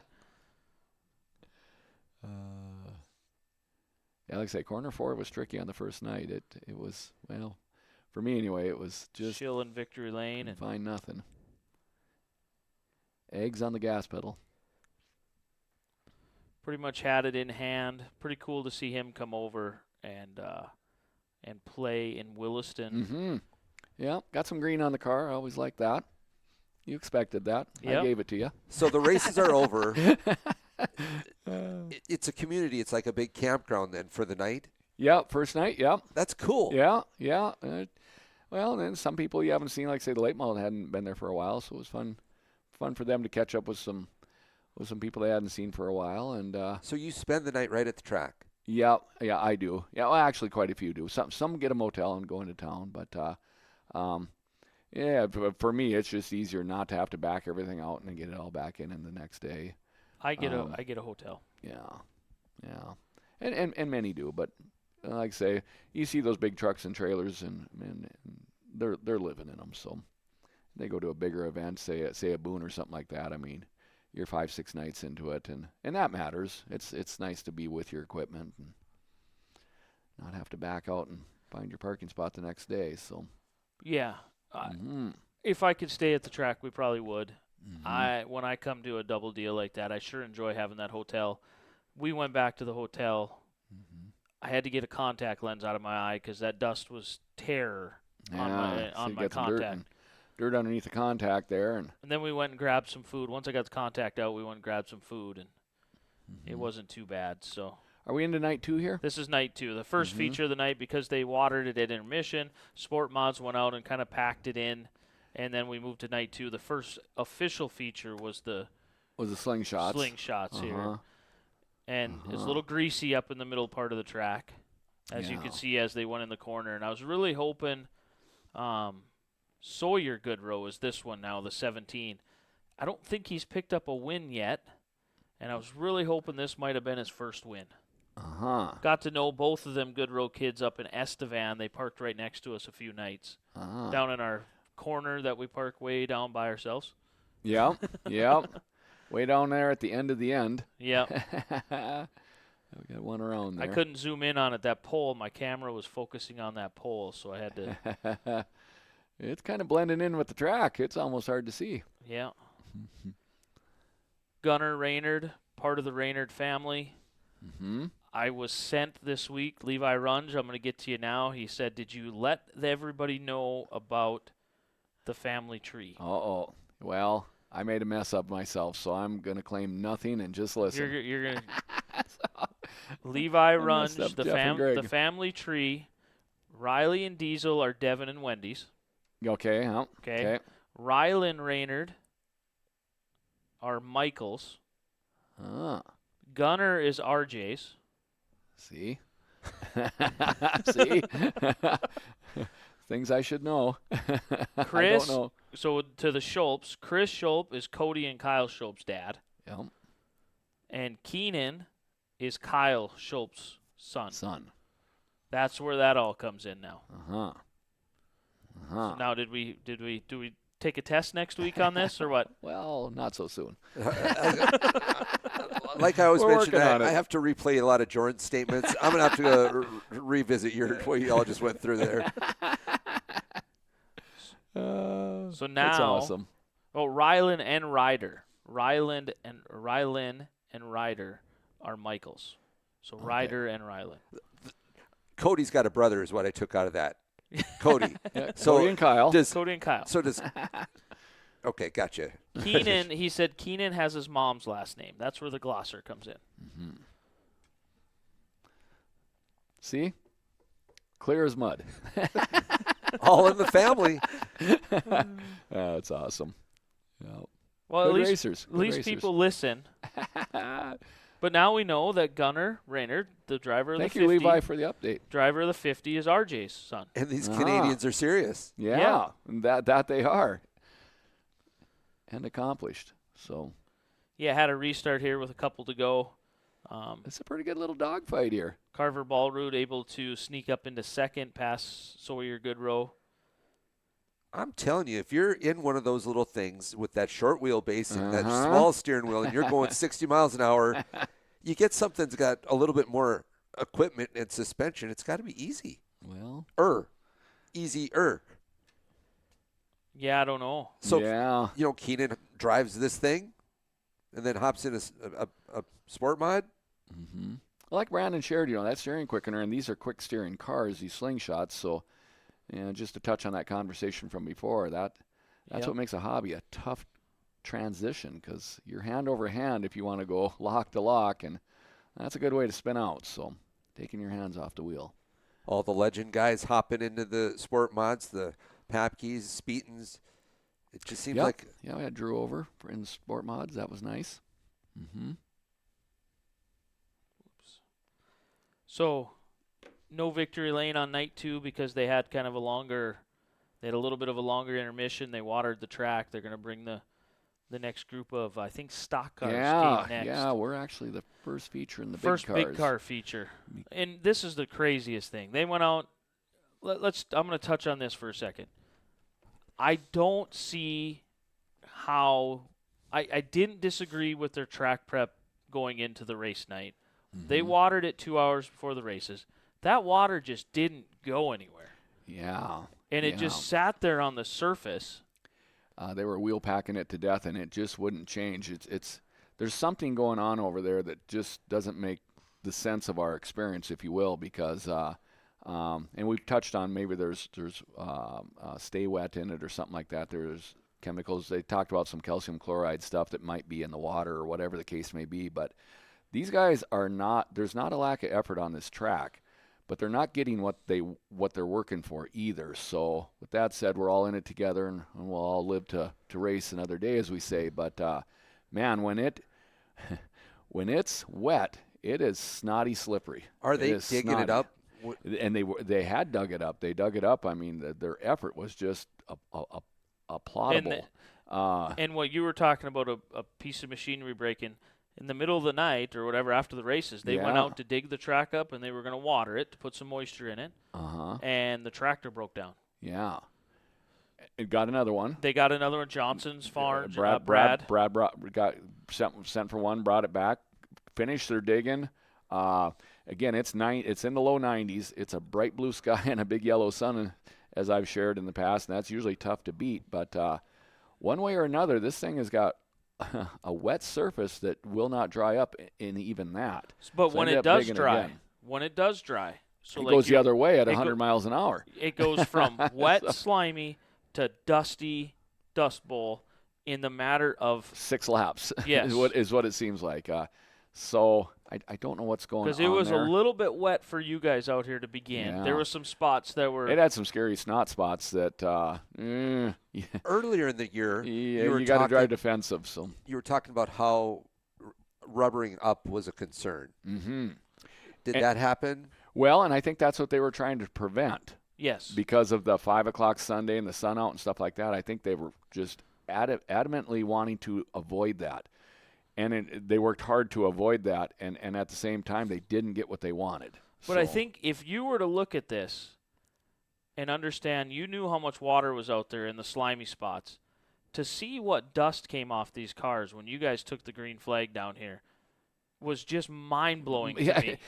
I guess that's, there we got some there. I mean. Yeah, if you're saying to me it's snotty, I'm like, no, it's not. Yeah, I mean. From the middle up there, it is shivery, snotty. Yep. I mean, the guys in the front are doing a pretty good job here because there's some skating going on here, and when you see the front end take off, it's because you hit a wet spot. So it's really hard to put the confidence into the look at hypo whip around. But it's now starting to come in that middle spot. It's going to turn from slimy to tacky, in the middle, and then in 5 laps, it's going to turn to dust. Yeah, that's how fast this track changed. Yeah. And nobody wants that dust. And at the same time, they're not getting the moisture that they want either. And they're trying. Oh, the effort level is there. Is 100%. I'm on board. They have something funky. I'm just going to call it, the best word I can come up with, funky, going on with their dirt. If you go out and step on it, it's not firm. It just squishes out like a ketchup envelope, if you will. And it just doesn't. It doesn't go down into it. It's where all the voodoo witchcraft have been going on out in Williston. Weird stuff happens out there. Well, and when we get together for our fall meetings and stuff like that, it's a time when all the tracks are in the same room, and the last one we had, everybody's out to help everybody. So hopefully other tracks can share some of their experiences, see what Estevan does, type of deal, and just hopefully help them get the product that they want going forward. So then we talked about the wind on night 1. The wind on night 1 was blowing at the grandstands. Night 2, all the way through the heat races until about the time we started the features, till about this time of the night, the wind was blowing towards the pit stands. Yeah. All the heat races, it was blowing out of turn 1, down the front straightaway towards turn 4 into the pit stands. What that created was any dust that was on the front straightaway actually blew towards the cars, and it made it 10 times worse. Oh, yeah. You know, it wasn't carrying the dust off the track, is what I'm saying. It was blowing it right down the front straightaway. Yeah. And to the pit stand, which you guys couldn't even see. Yeah. Yeah, I could only see a part of 3 coming in. And like I say, some of it was whistling across the back of us, but yeah, it just wasn't the conditions that anybody wanted. But it was the conditions we had. So. But Heupel and Hagen here, they duke it out all the way through. They don't. We got Storbakken over the top. He had a broken left front. He couldn't turn to the right. Tie rod deal. Tie rod deal. He couldn't turn Spindle to the tie right. Rod. And actually, I think they have to put a tow truck on him to hook him. Can't. Whoops, I maybe went too far. No, we got Mogard over there. I think that might have been at the same time. I wonder if they didn't get tangled up. Oh, this is. Oh, no, he got turned around down there. This is pretty cool. Did you see his plate? Yeah, 76 sucks. That's hilarious. Yeah. Have we missed out on the incident with Hortness? I think it's coming. It's must-see TV. I think it's coming. Oh, yeah. Because there's Hortness there. There's Flory. Yeah, because as they go diving out of 1 into 2, Chris whips it tight. Drops her down. And to the racing fans' eyes, it looks like Joe gets pinched. And we all know what I think about when Joe gets pinched. He bites back. The only one that can pinch Joe is Misty. I got nothing. Mike had a terrible start there. Spun his tires or whatever he did. He didn't turn down all the way. Had a terrible start. This deal there, that was as simple in my mind that Hortness got in a little hot, turned up got a little sideways, and yeah, he's thinking he got ran over there, and then around it comes, and yeah, it did take the nose piece off, didn't it? That car shot. I guess what I'm getting at here is if you watch Hortness go into turn 1. I can tell you being in these things, it's hard to be that aggressive on purpose because it's all you can do to just kind of stay. See him kick out sideways, and then he honestly Joe saved him from spinning out. Joe kind of straightened him out, and Dave Swallers is in the 28 car on this given night, and yep. And that's got a little and that was kind of the same than it had been having. Yeah, but kind of the same deal there. Hortness was kind of dead sideways. He was sideways. Whether he was going to go around or not maybe is up for debate. But apparently tempers got warmed up. I knew they would. I knew they would. Well, he drives off. I heard. I didn't see. I don't believe he comes back to fight, though. I think he calls it done. I think he calls it a night, and this is the first tire change for the Swallers Maddox camp. They'll come back later to do a left rear. They're not quite NASCAR yet. They don't do both left sides at the same time. As needed. Yeah. This here kind of got strung out towards the end. You guys had a bunch of cautions. Yeah, middle I ended up to cutting end. it 2 laps short. Yeah, they had. It was getting drug out. That it was. Hagen with a quality last restart. I think there was a restart with 2 to go here, and able to put Bachmeyer. Bachmeyer having a real good run. Yep. Bachmeyer battled it out for a championship. Yeah. With you, yeah, right? we battled it out on that deal, on the points deal, and then I thought he had a real solid second night here, and something to go into winter with. Feeling pretty good about. So. The champ pulls fourth. I called it one of the hardest features I've finished. It just was busy.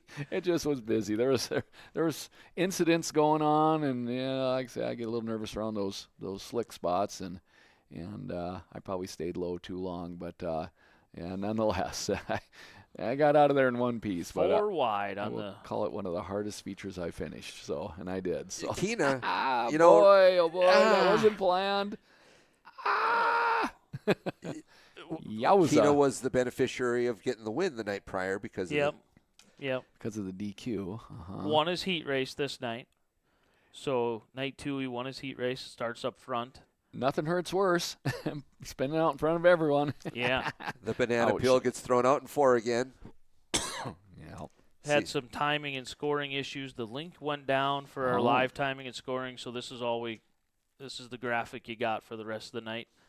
Just one of them technical errors that happens from time to time. When your My Race Pass app, we actually pull the feed from My Race Pass, the live timing and scoring from My Race Pass, put it into a file that the computer can read and puts it on the on the screen, huh? on the screen. Impressive. And way beyond my when abilities. that link, when your live timing and scoring is not working on your phone, it's not working on our broadcast either. So if you're sitting at home complaining, where's the live timing, and you go to your phone and it doesn't work on your phone either, well, I'm pulling it from the same place the phone is getting it.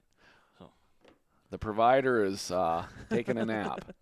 well, it's just simple. If something, whatever, the link is broke, is because all it is a link. And these guys here, Nelson, the 125, and getting a tire change, they weren't quite as. So Tate Johnson. Yep. Has he gotten a win prior? He has won feature races in the past, yes. This was a major caution fest. It was. Yeah, it was horribly riddled with yellows. I think all said and done, it was a 9-lap feature. I think you're right. Showed 11 on the board when they finally just had said enough. I think you're right. And that's unfortunate. I mean, everybody built a car for the long haul, but in defense of the call, they had to be out there for well over a half hour. I mean, well, I looked it up. I remember I was because it just seemed to go and discussing go and go. it. And so, yeah, just man. constant. Conlon took a shot. Ouch. Yeah. Ugh, man. Just think about the dollars right there that are just being. There you go. Well, and some there you go. of them haven't been found yet because when those wheels are getting banged around, something is bending, even if it looks like it's still going straight. Dakota Trackside's like, okay, boys. I got your spindles here. See, I think they green-white checkered it right after this here. So, I've had those races. They're no fun. It's not what you want. But well, look at the American flag right there. It's just laying dead in the weeds. yeah, there. that's. As soon as the feature started, the wind went away. Once the wind went away, that dust just hung there, just rotated up and wherever she dropped, which was a lot in my hair. Like I say, nobody wanted it, but it was a very filthy day at the races. Which my hair is not nearly as pretty as Jorn's. To that point, is anybody's? Well, I think it looked better a few years ago. Yeah, dark anyway. So, Darren Schatz 2 nights in a row. Good runs. Yes. Good runs. And he's one of the big efforts on that track crew, trying to get enough moisture. He puts in a lot of time. Yeah, a lot of thinking. Yep. They're going to figure it out. Like I say, there was no lack of effort. I'm not dissing on anybody. The one thing everybody will agree on, this isn't what was planned. The effort certainly should have given them a different deal. Right there on the inside of Johnson here. I don't know if this was the green-white checkered or not, or if we had one more restart, but there's the white. Yeah, so this white. was this the green-white. So, yeah. But Tate Johnson, double duty. We didn't talk about it. Ran the Sport Mod and the A Mod both nights. Yeah. Picked up the Elves car, Chase Elves' car. That's what the A-Mod is? Yes. Okay. NF1, it's a Nordquist car, NF1 chassis. Okay. I think Chase is helping Nordquist build them, so taking some of the technology from Chase, Shelby, husband, wife. Keena gets Shelby's. the Sport Mod.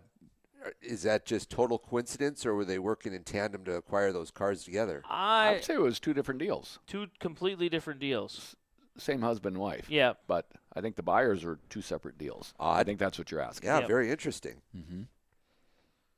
And just I don't know the actual scenario, but the Chase Elves has drove a Johnson car in the past on a Tougher Than Dirt Tougher tour. Than Dirt 2 years ago. Or different. He raced it at Super Nationals. There's been a relationship between Johnsons and the Elves. Yeah. I'm guessing that's where that came from. Sounds logical. Yep. Second night of the hobbies. Second night of hobbies. The excitement just doesn't stop. Nah. They picked up where they left off the first night, I think. So, Yeah, Diesel Raynard didn't have the heat race he wanted. but he found where he needed to be quickly. Yep. So, yeah. That car is a fast car. That's a Terminator. I think they said it was a 2022 or 21 Terminator. Terminator has their stuff figured out. Ethan New jumps out here, and he realizes I'm digging the high line. Yep. And, man, he backed her in like a wingless sprint car a few times. I mean, he was just on it. But look how high that high line has gotten now. Yeah. And there, yeah. Ooh, I thought Aiden Bohannon was going to go for a ride. It looked like it where I was at, too. So the Tornado has a good run in this feature here. Yep. Yeah, Tyson is back to redeem himself after the first night DNF. And Are you involved in the power plant on that one? no, that's a crate motor. In the 82T is a crate motor. They bought that from Vance Tomlinson. Turnkey. Turnkey, and enjoying it accordingly. So I don't know what our future is. Maybe we got something cooking there. I'm not sure, but yeah, got an open motor in Brenner's. So yeah. Raynard We'll have that quickly talk up soon, to I'm sure. fourth. Quickly. Yeah, Diesel got in the game quick. Yeah. I did see that he did start far back, but again, we just had a quick yellow there. But Ethan really put a line together on the top. I just couldn't believe how aggressive he could drive and mistake free at it, because I thought he was putting it in pretty hard. And again, sharing that I thought some of that dark colored stuff was still snotty. Of course, this is after the sport mods were out there too, so maybe everything was all tacked up. But the sport mods moved it a long ways up the track, because if you look, and maybe just got their wheels in it enough to at least turn it over. Yeah. Take the glare off of it or the gloss off of it. So, Ethan's had some struggles. I think he was a full-time competitor down at Dickinson all summer. He picked up 3 wins down there, if I remember right. But what you see with Diesel here, he's able to keep the car straight. Yeah. You know, you don't want to slide the car a whole bunch down there on the bottom. Yeah. Look at the form there. Just just keeping it straight, keeping your wheels tires underneath you. Yeah, where the car behind him there is tailed in there pretty hard, and you can see the gap spread Which fast. is a newer driver, Jevin Dam, newer driver. I don't know if he's buddies with Larson, because you have a 6 T9 and then a 69X. So I don't know if I didn't, and I thought they showed up about the same time together. So, but I'm not sure if there's a relationship there or not.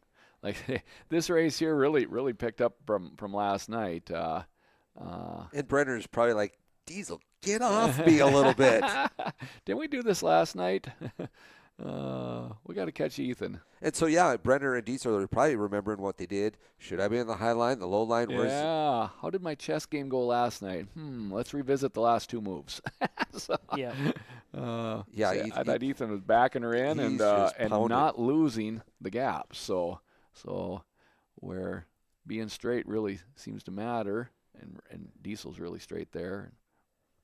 Brenner now is up on the top. Diesel just has to work when it's a deal like this. On the bottom, you want so hard to smash that throttle because you want to get the run, but you just can't. You can't. You have to control yourself, because if you smash it, you're going to spin it, and then boom, they're off a length on you. Who's telling them that stuff? Well, you just learn experience. it. You feel it. The previous races that he was in, and the crew telling you it. Yeah. And us reminding him. Shoot. Yeah, they're door to door. This caution kind of changed a lot, though, if I remember right. Again, Ethan was able to Something's got to give. pretty much own the feature, and then So you got 51-51 Brenner's not going nowhere, right?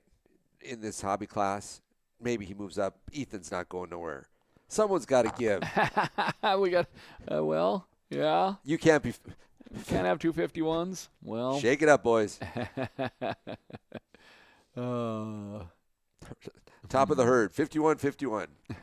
Well, there's nothing saying you can have right. 251s. Yeah. No, the hobby stock class is going to be very entertaining next year. All these drivers coming back. I'm sure Ethan knew Diesel Rainer, Brenner, Max. Kyler said he's not giving up. I seen a Facebook deal. He's not giving up on the hobby stock. He's going to try to race both at some point in time. That sport mod's cool. Yeah, it's cool looking. Lon texted me while we've been talking here, and he's assured me the sport mod is ready to go. So it's all lettered up and all that there. So I'm afraid. Man, taking that thing out to the Stampede, is that where? Yeah. So they're excited. I don't know if the weatherman's going to work with anybody on this weekend, but we'll get there later. But I saw but they sure did a nice job on the car, and we were able to talk a little bit earlier today, and like all good fun things, it got over budgeted pretty easily. So so I laughed at him, with him, all of the above. I assured him I understood everything he was saying. So as successful as Kyler was all year, a wonderful time down in Boone. The old hot rod looks a little tired. Yeah. They've been putting their full effort into the sport mod, and they'll race it somewhere somehow. Well, he took some pretty tough punches too. Yeah. Down in Boone, took the shot. Yeah, yet it didn't wear down their preparation. So I think they said in that Facebook post they parked the car that they had in Boone, the car that they raced majority of the summer. They've now parked it, and they're going to bring the newer car out that they finish off what's left of the fall. Yeah. That sounds reasonable. That sounds right to me, because a trip to Boone probably needs everything checked as far as bent control arms that you don't know you have yet. You're going to find them. Yeah. Or the little dangler going into the coil is loose from just whatever you call that, the spade wire. The spade clip going in there. Yeah, up into the distributor, things like that. That all needs to be checked, rechecked to make sure all the connections. I can't see anything here, Brandon. Oh, it's a struggle. This is when it got really tough to see. That dust just hung there. I was calling Darn TV support. My screen is blurry. Yeah. I thought this was supposed to be HD. Yeah. Well, it was HD. That's not you breathing on the lens. That's what we got. I'm surprised it looks this good. Yeah. It didn't look this good from the pit grandstand. With this amount of cars out there, you're going to have some of this. But as you can tell, my camera won't focus. It's kind of one of them deals I just have to say zoom back, and it is what it is. But Tate Johnson has a really good run here. There's guys here having good races for sure. Our Bieber, 89, Jeff Bieber's in there for a top 5 or top 7, it looks like. Yeah, top 10 deal for sure. And, Jake's getting around there. Dalton has even a better night tonight. Yep. Was able to bring home a second. Thought Wayne was having the race of the year too. I thought he broke up high in 2, but he must have broke through the cushion and lost his second place. I thought he was keeping Travis honest in lap traffic. Sometimes that lap traffic just doesn't fall. I think they run this one almost all the way through without a caution, don't they? I think they do. To your point, Jordan, it's been talked about a great deal with Travis kind of holding it over Wayne on this track with the championships, and I'm like, let's.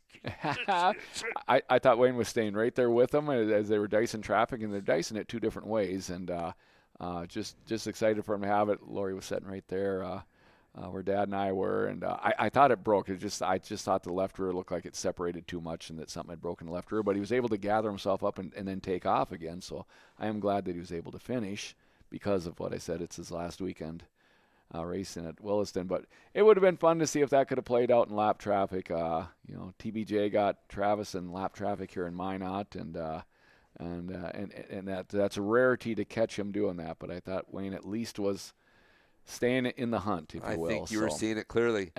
And now Wayne is handing it to Marcus and saying, all right, you get him now. Run him down. Marcus, I think he had a third and a second. Yeah, right. Yeah. Second there, him and Dalton flipped then the second He's night. got to break through. I think he referenced that he had finished second to Travis 7 times this summer. So Wow. So and that was before the race. So he is taking the Wayne torch. So yeah. Marcus says, "I don't want it. I don't want that." Well, not if it's like that, but hey, that's a great track record, man. I'd take that all day long. Yeah. So again, some A-Mod guys having a good night, and again, final weekend for many guys. So that's good too. Wayne's right there with him. Yeah, he's. I thought, look at, and they're kind of doing 2 different lines to do it. So he gets high in 2 there, and must have hopped the cushion. But yeah, sometimes it's hard to keep Travis in view. He's keeping him well in view. So. Yeah, and it takes Travis a little while. That's what Travis does good right there. Sliding her up into the slot. And he just, like, going in on corner entry, he just is so fast. Yeah. And like I say, Travis doesn't replace front bumpers. This isn't physical. This is lining it up and landing. I wonder if Wayne maybe would like to have that back and do a crossover slide job himself or something. Again, in position for it. The gap is in his around. Head. Look at Dalton coming into the game here. Yeah. Dalton's having a good weekend, so that's good to see. Dalton's a savvy racer. We've witnessed that for years in a stock car, and you're seeing it this weekend in his modified. So I hope that there can develop and get him what he wants out of that. Philip Keller trying the whole black right rear quarter panel look that Travis Hagen has. There it is again. Just when he just goes. Oh, he's as a racer, that's a gutsy move. He's full of them. So, yeah. But at one move like that, he clears Keller, and now he puts that distance between himself and Wayne. Yeah. Well, you guys talk all the time about you win in the corners. Yeah. And somehow he goes Wayne in hard. Keeps it kind of in view yet. He was able to kind of make up some ground if that's possible. Is he still flirting with the Ford stuff? No, it's all crate powered. I think in a modified, a crate is where you got to be. Dylan wants to entertain some A-Mod stuff next year, and we're going to build something, but I see that he made a post on Facebook wondering what the magic ingredients were, and I don't know that anybody had any of that. That 604 is a tough motor to beat, so with that said, we're going to try something. I'm not sure how far we're going to get, but we're going to put something together because that's what we do. But, I hope it gets going. See, Trav pulls out on him now, and, Flory gets stuck behind. He was in this race, too. Wayne had actually gotten over that corner there. Not yet. Or is he still in second? Okay. Yeah. I'm on the wrong white car. Kind of like you with the late models. Got on the wrong car here. Oh, it was a struggle. Yeah, man. There are a couple of them. Wayne there is still right there behind Jeff Bieber. I was on the wrong white car. Whoops. I think right there is where he got over there's where Wayne got over the edge. And I thought something was broke and then I think he's kind of feeling it out because see the left rear looks all weird. Well, that big berm up there too to try to come back on. So. Yeah. Then he was able to continue. So it seems like the Highline's the only place to be at this point. Well, yeah. I mean, but the late models will prove you different when they come out. That's where Travis. That's just it. We talk about the 2 tracks in the dome. One for the different suspension cars because, again, it's as Brandon just said, the late models are going to show differently, and I would have thought the late models would have went right to the top also, but that's not where they go. They moved right down to the bottom and carved that bottom. Yeah, kind of did a stock car I think deal. They cleaned it off. If you look down there, it looks pretty clean. So I don't think it took a little bit of color. I don't think it took very long to lay their late model rubber down there. I didn't pay attention if it was abrasive rubber. I don't think it was. But you can see the color coming in. So Travis is on a streak here in North Dakota. What did he won? Yeah, he's won all the fall shows, every feature, all 3 in Minot. Did he win championship night in Minot too? We'd have to go back and look. I'm not sure that right off, but yeah, again he's on a streak for sure. We can pull that up on the old My Race Pass and it'll tell us schedule. So why would the late models run better down there? Why would they want to go down there? I don't Bigger know. tires? I guess I probably don't have a good mechanical reason for that. And then what about this? Oh, Jim Harris. Mm-hmm. I've always been a fan of him. Enjoy him a lot. Mm-hmm. why would you want to run a late model? They don't race that often around here, certainly up in Canada. I haven't had that conversation with him, but I'll say what I think probably is a lot of it. We talk about those of us that do this weekly grind, and it is a grind. Where the late models, you can take some time off, and a majority of these guys here are not weekly racers. I think they kind of, they race every other week, every third week, maybe a month off type of deal. And I think that is the attraction. He can focus on work or other things, and then when it's time to go racing, they give that the full effort. When you get into that weekly grind, and I've been in it forever, sometimes you're at the races and I'll be honest, my heart isn't even in it. I'm just doing it because it's scheduled. And when you do it like this, I think you're always amped up, if you will be. You're always excited for it because you hadn't done it. You hadn't done 10 races in the last 15 days type of deal. So maybe So that. how many do you think he runs in a season? I would say a lot of these late model guys are probably 10 and less. And I'm talking about Dylan on that deal. Dylan works at the mine. Another great example. Yeah. Yes. So and that's Dylan's attraction to the late model is that he doesn't even have the lifestyle to chase weekly racing on a points deal. So when you try to and you can't, you're constantly at the mercy of being the new guy and starting in the back all the time. Where when they do their late model deal like this, they're on a draw straight up deal, so they're not being punished for not being able to race or not being able to go to the races. So I think that this late model presentation fits, a cut of society's people. They like the open motor presentation, which these are all 13, 14 to 1 compression motors on alcohol. They're 360 inch, but it's all really good parts inside.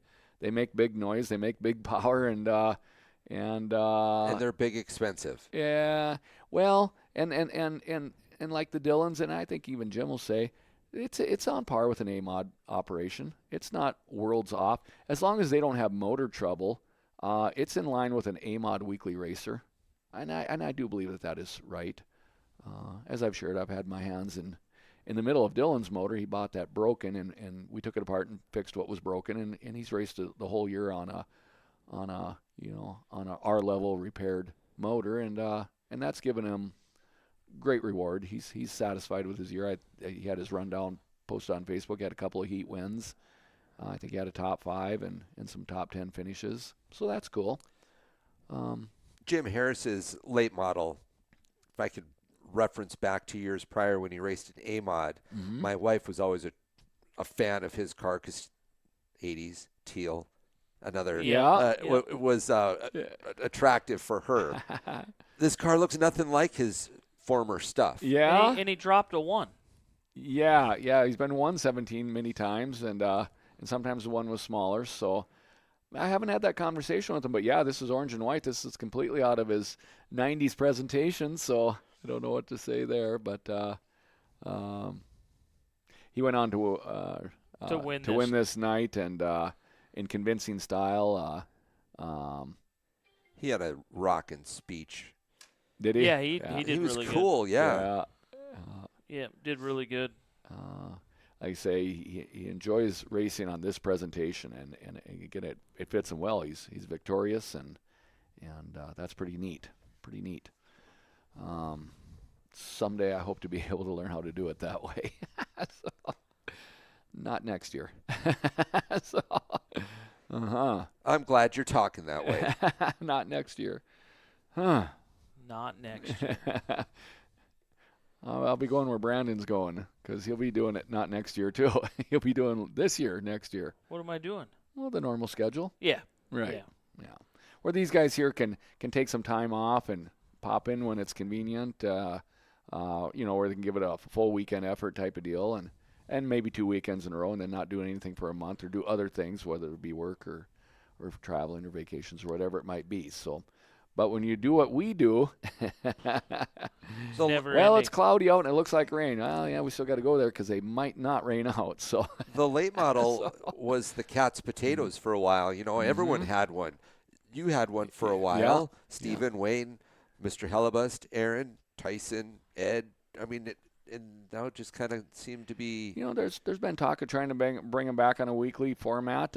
Esteban entertained that before COVID. I don't know what year it was, probably 17, 18 area, 16, 17 area. And when you run them weekly, you just don't get as many. So they just seem to be the type of too much of a good thing or too much of something is maybe just too much. Kind of like sprint cars in a way too. So, and I'm one to get too excited for that and say, well, God, that was fun. Let's have them all the time. And then all the time turns into what I just said. Sometimes your heart isn't in it. You're just going through the paces. So I think those things are probably better left the way they are for a given track to have them once, twice, maybe a high of 3 times a year, because that's just the right amount, and maybe even the right amount for the fans that want to come and see that, because they want to be at the lake and do other things too, but they'll follow the late models. And you will. see that in the non-wing sprint cars, like at You do. Nodak or You do. at Underwood. Non-wings is a great example of that. You see that. We don't want to bring them in weekly because it will ruin the appeal. But bringing them in 4 times throughout the summer in 3 different months, to where you do it in May, you do it a doubleheader in May, June, and then August. So you spread them out so you can kind of check in with them to see how they improve from their May shows or whatever, and it's just a nice balance. It's not every time like the IMCA classes, but it's enough. So I'm going to throw something at you here quick. Devils Lake Speedway Saturday night had $1,000 to win. Sport Compact. We talked about that a month ago or 2. Yep. They got deep pockets in Devil's Lake. They're throwing money around. Like, so that was a Brendan Grover deal. I learned afterwards that Brendan Grover, Backstretch Productions, put that. Our Brendan that announced. Our Brendan. Yeah. That announced in Underwood, announced at Nodak. Nodak did Victory Circle was a few the times. Announcer at the Devils Lake Speedway all summer.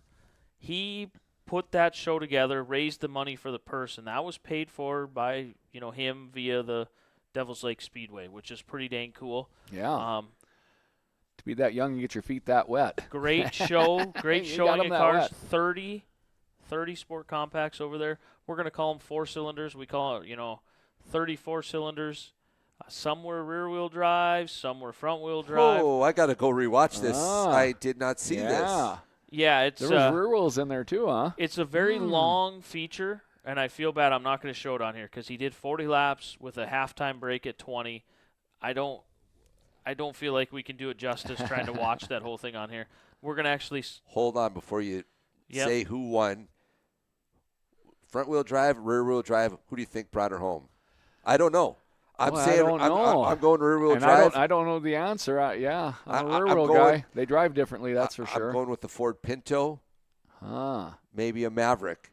God, and I'll be honest with you, I don't even know. Yeah, I don't know either. That's a great question, Greg. I like it. I'm thinking Brad Cunningham out of Ryder pulled out in the Vega, brought her out, and I mean, we show a Pete Doxey that won that deal. The first car that was one of ours was Alex Thompson in sixth. Then a Brian Eubanks and a James Gilbert. They were 6th, 7th, and 8th. Front wheel drive won it. Chris Yo said front wheel drive won it. Okay, thanks, Chris. From Lino Lakes, Minnesota. Nice. So great showing over there. I know, Chris, you were over there, I believe, right? Yep. Called it a Golden Hammer, so it got the same ink as the Lates. Like that. Yep. So they did 40 laps, a break in the middle. Pretty cool show that he put on over there. I believe he's building something pretty neat. Yeah. Any talk of doing it again next year type of deal? Or? Yeah, it's one of them things. They don't want to run the front-wheel drives too much. They're going to do just the fall deal. That's cool. That's cool. Obviously, cars from different parts of the world came over to do it. So. Yep. Yeah. And it seemed to be a pretty good mix. So, did you say Chris was at that race? Yes, Chris was there. And where did he place? He had a DNF. I'm not sure what happened to the car. He'll listen to us and probably comment on here for us. That's too bad. I figured he'd be a. It shows a DNF. I'm not 100% sure. I wasn't able to watch it because I was at the Williston Basin Speedway. Yeah. So. Right. And I actually. And day jobs. Yeah. But they also we were missing some cars on Saturday night over there in Williston, and everybody was kind of asking, where was Tim Anderson? Where was this person? Where was this person? Where Darren was it? Mendler, Robbie Roselli, Well, Brock not Peter. them. Not them. Them are sport mods. I'm Yeah. talking hobby guys. Ah, okay. They were in Devil's Lake. Trevor Haas, Tim Anderson. They had a hobbies version of that too, huh? I thought it was all front, or I thought it was all They have small cars. So they always run. They call it the Pure Stock Nationals. Run your home track rules, Pure Stock Nationals, I see. which you're allowed to bring an IMCA hobby stock over and I race see. that deal. And that was also $1,000 to win. DOT tire type car. No, Maybe? they're Not necessarily. some of them Okay. Home track rules. There's what they call Wissota Pure Stocks. Okay. They're running the Wissota Hoosiers. I see. Um, Okay. kind of a mixed breed. You'll see some Camaros out there. You'll see Right some on. hobby stocks. You'll see some big boats. I think one of the Hansons, if it's Okay, his, guys like the Mandan hobbies. the then? Mandan hobbies. Uh-huh. Yep, the Jamestown hobbies came up there. Ah. The last I saw of Trevor Haas, he was rocking it at Motor Magic with that 99. How'd Yeah. he do? Well, they did a format where they ran 2 heat races. Everybody ran 2 heat races. So you lined up in an order on the first heat race, and then you ran that heat race. They took your finishes by passing points. Okay. Then they inverted the lineup, and you ran another heat race, I see. Giving you a combined total. giving you a combined total of passing points, which Trevor started on the outside front row of this deal. Wow. And he runs no rev limiter. I guarantee it. Well, he himself in life doesn't run a rev limiter, let alone in his race car. But he's going to come to an abrupt stop here I as seen my a green one in camera there. as my camera pans around here. Brand new camera operator over there to try to fill in this weekend because I didn't send anybody over. But Trevor takes the lead early and coming around Looking here good. shortly. He's found something. He's just hammered down all the time. It stopped. It just stopped there. Boo. Wire come off the distributor. Battery cable Oh.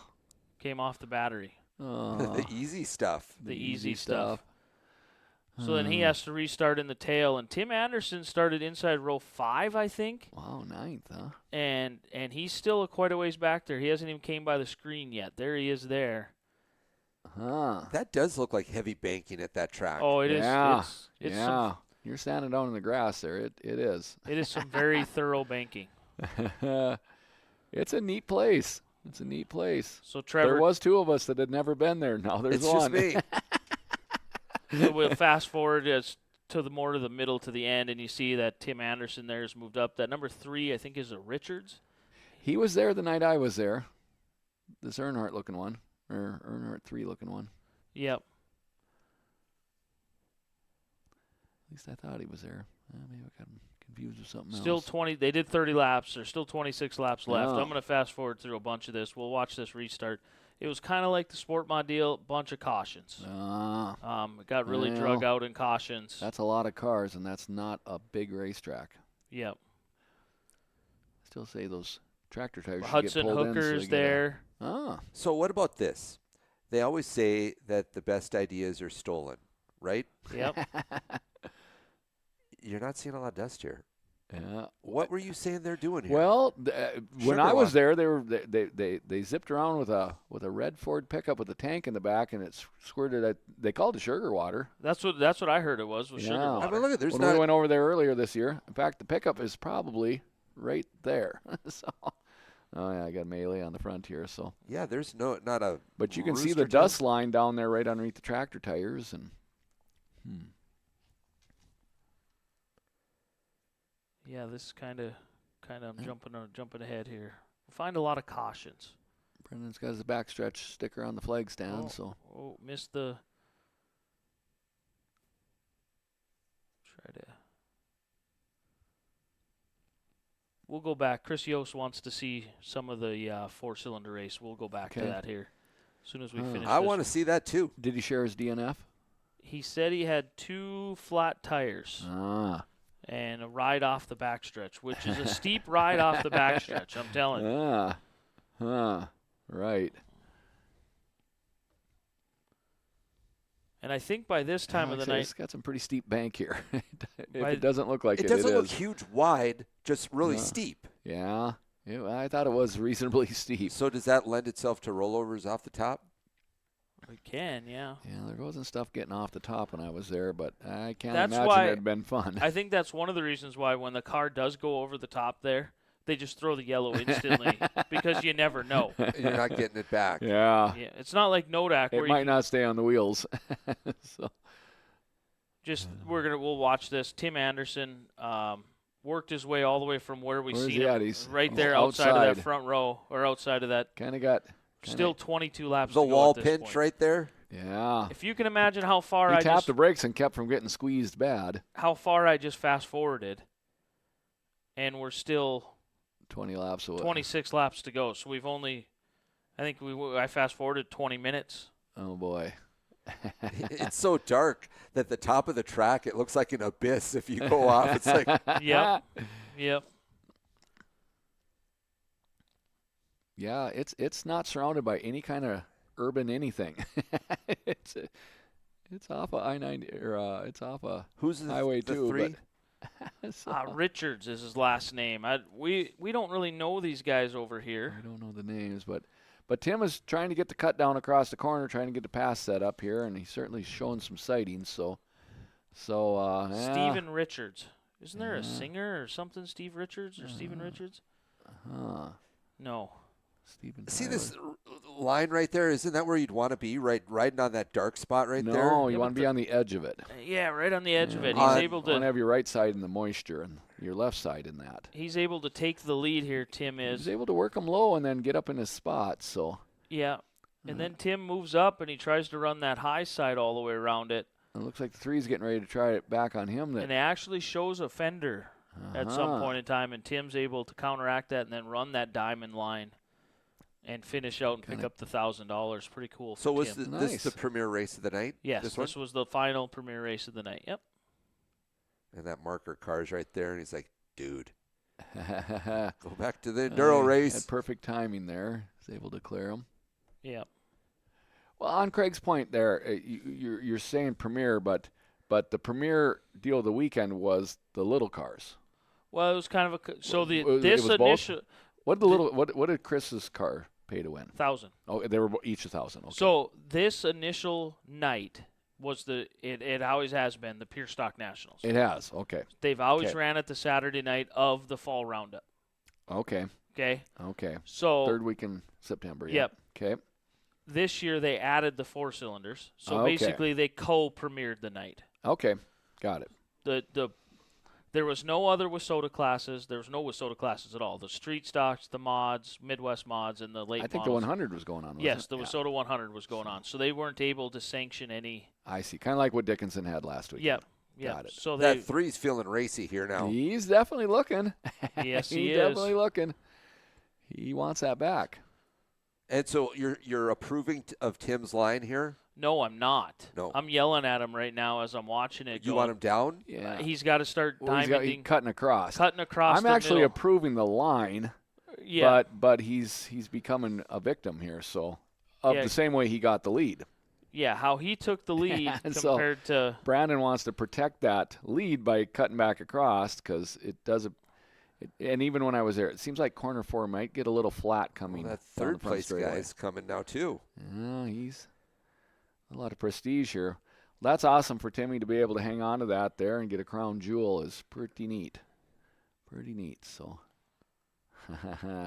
yeah, you're right, Craig. Things are getting Top busy in 4. the neighborhood here. Top 4 have a blanket over them, or they did there for a second. Yeah, third got a little stalled up there. You look like you might have pushed. and had to Oh, lift here we all the go. way. We got traffic now. Oh, we might have some rubbing. Oh, my. Yeah. Excellent job by the 3 car not to lay on him. Yeah, that was clean driving. Kudos to him. That's not a custom for a 3 car.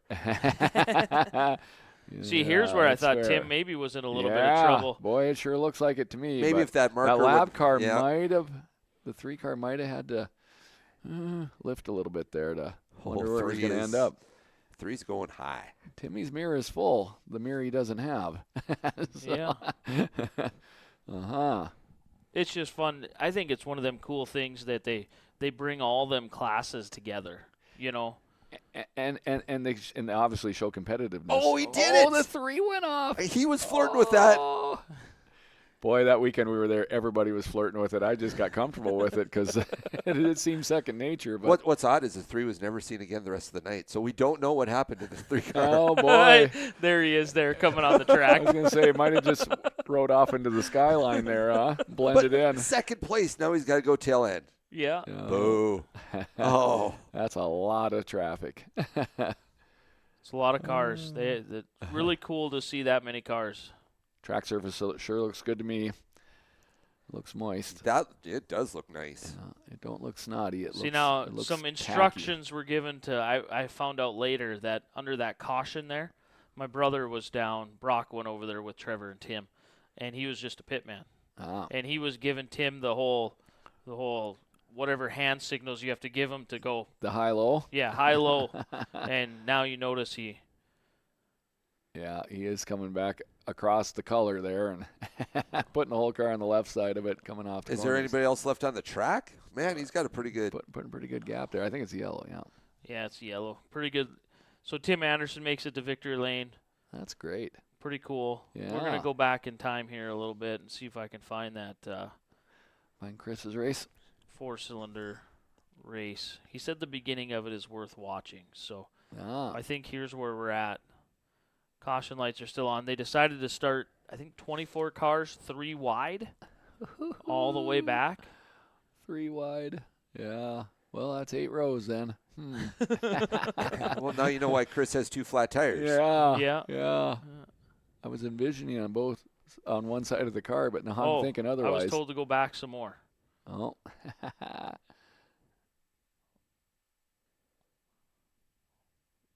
Getting led by the...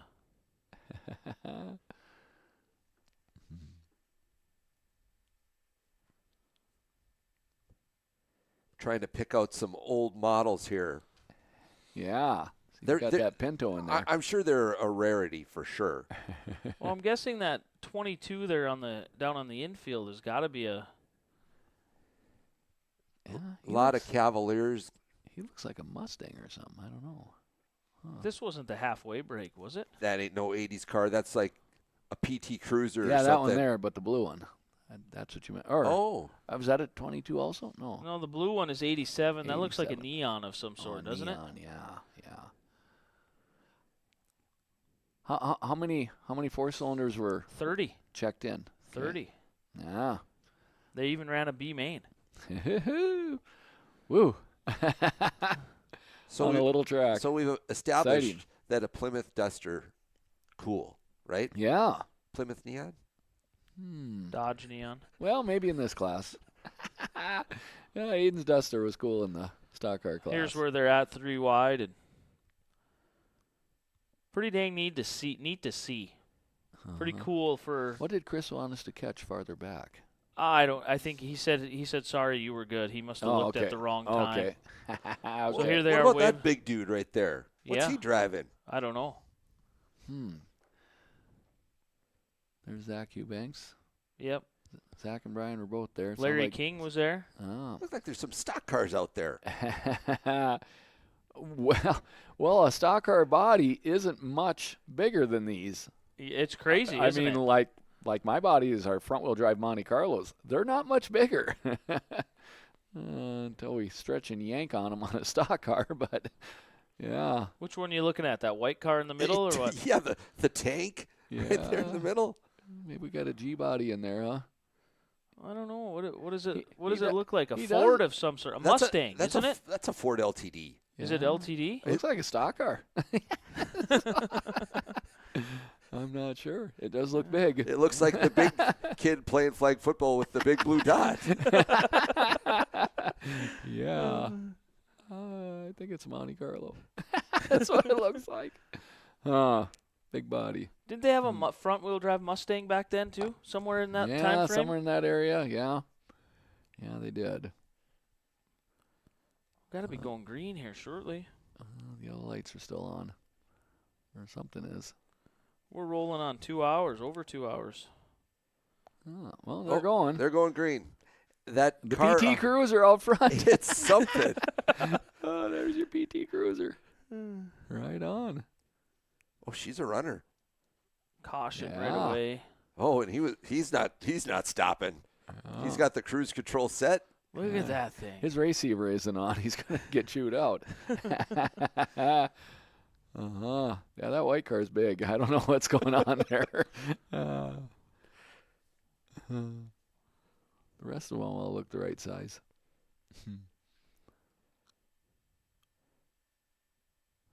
Where's Chris at in this deal? We seen him yet? I did see him rolling through there. Right there. Right there? Yeah. Okay, right that's in what I was that blue. wondering when I go down the back. You can't mistake Wow. his hood if we had a hood shot. What's he got on the hood? Is that what that car looked like? Well, yeah, probably. We'll see if they come by here again. Yeah, there he is in the middle. Kind of has the same back window there. Yeah, show it to Craig there. That might be a Mustang. Kind of looks like a Mustang, don't it? It do. It does look big amongst the kids. So, We're not sure, people. Well, the rest of them look the same size. $1,000. That must be the most that they've raced for all year. Oh, yeah, by far. Plus the prestige. I mean, this would be a big deal. I'd have put my money on Chris. I'd have thought Yeah? him and Alex Thompson would have been running They sure right have up there. shown great speed here, for sure. Obviously, he didn't have any fortune, but... Yeah, is that him in the Middle of the second row. middle of the second? Okay, I was going to say the inside of the second, but... Chris Yost did confirm that white car is one of the Mustangs. It is a Mustang. All right, well I had to do a quick we figured it out. quick Google Sherlock search. Holmes. I said mid-'80s Mustang or whatever is all I searched, and that's what came up. And It I was looked like, big. You're a great racing mind, I'm telling you.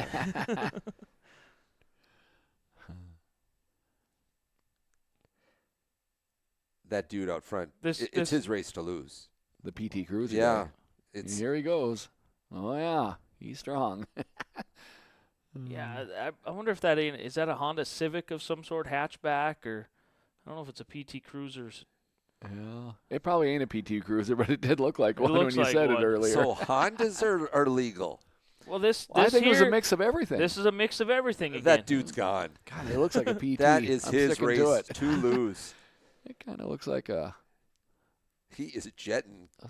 Yeah, big but you got legend coupe. Thompson in third, you got Holy- Yost in fourth. Got Alex in third, yeah. Chris in fourth. Our guys have got the right speed.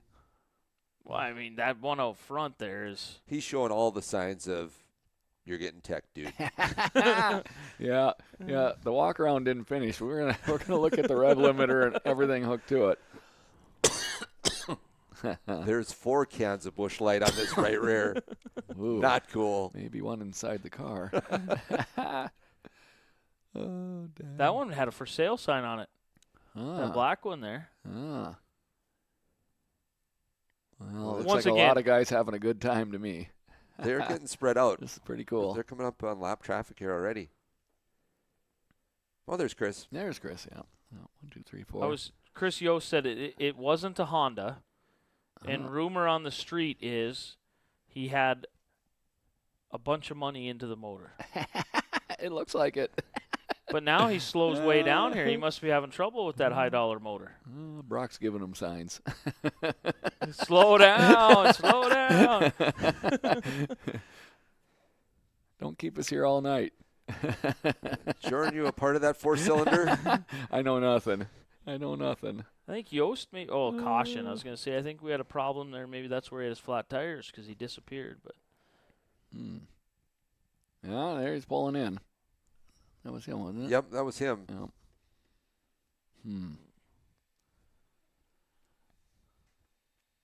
No texting updates? no, Brian Tigey check in. Ah, Where has he been, huh? we were over there racing with him all weekend. We didn't see him. Where were you, Brian?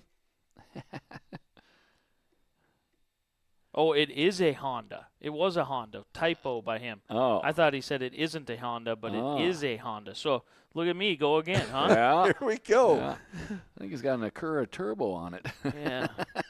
I'm guessing it's one of them Civic hatchbacks that Max wanted to buy at one time for his first vehicle, and I tried to talk him out of it.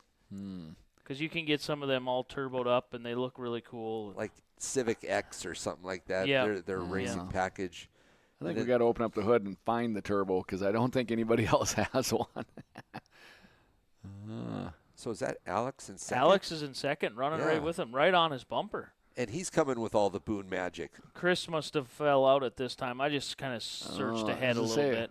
What happened to our lead car there? James Gilbert entering into the frame there, but that Honda car is now gone. Yeah, the Honda car's gone.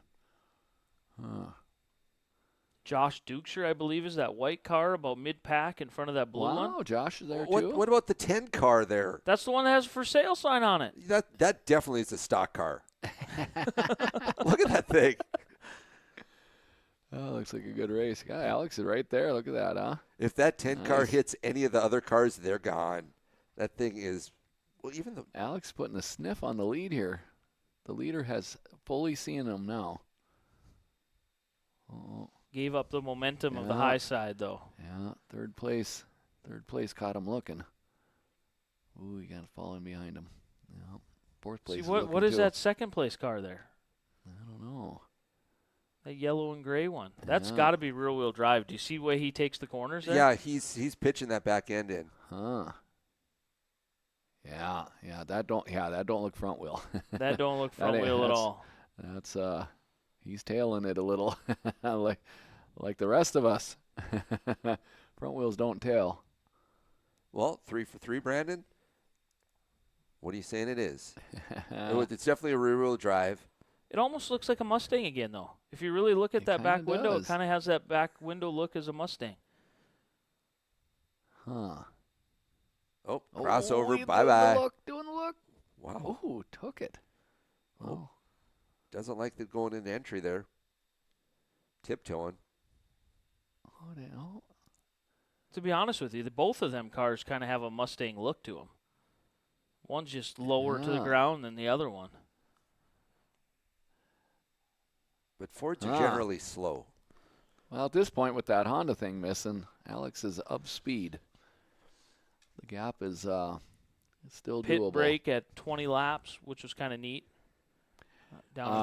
Just a gas deal, or? Yeah, I think you could only do gas. Mm-hmm. Interesting.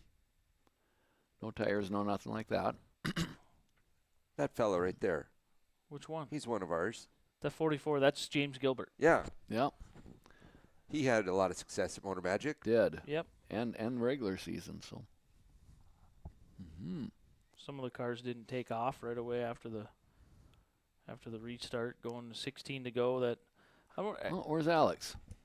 Must have lost him on a restart here. There's Gilbert, and Alex is right behind him. Yeah.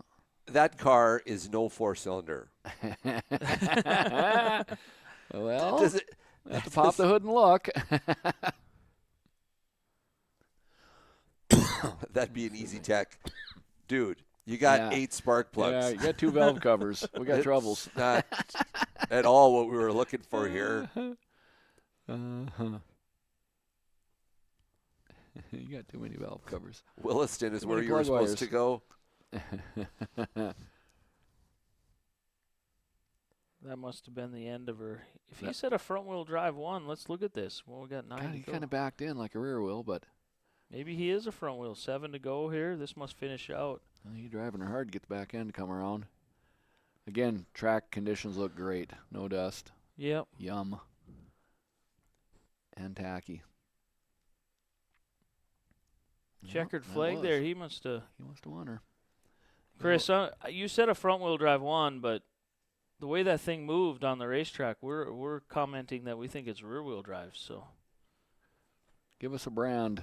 Dragging the parking brake to get her to slide. Well, maybe that's about what it looked like. So, although I would think dragging the brakes would slow it down, but Well, he'll be bringing it up here a little bit tighter. Well, but I think at this point of the night, Brendan Grover was doing the announcing and running camera. Oh. So once the camera was set and he walked down there, it wasn't moving again. Uh-huh.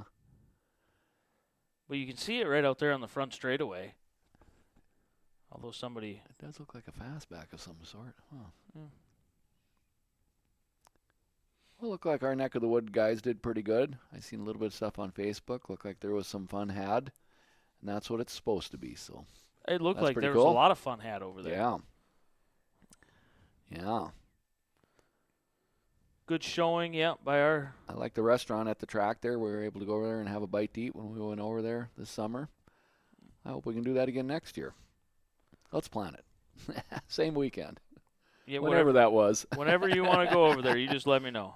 That was fun. So Huh. nice weekend, guys. Props to Devils Lake Speedway, Brendan Grover, Yeah. that whole crew over there. Great show. That looked really neat. Great show. Got his hands in some promoting. That's big numbers move around. Hopefully there's some lettuce left at the end. So Yeah.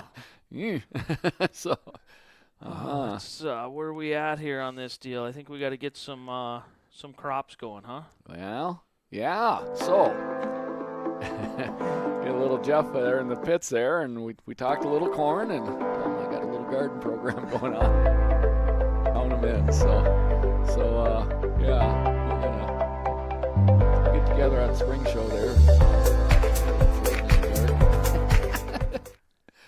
I'm gonna get a fence put up around my garden because the deer got me again. So Yeah. So have you brought in your harvest? Everything's in? well, I lost all my corn to deer for the second year in a row. So you know what they say, second time is your fault. So Yeah. You didn't even get a cob? well, the kids went out and found one that was half there. I'm telling you, those deer are good. Now I've got about a 4-foot wire fence, and they lean it in, and they just start at one end and go to the other. I had about 100 head of corn there, and they got it all in one night.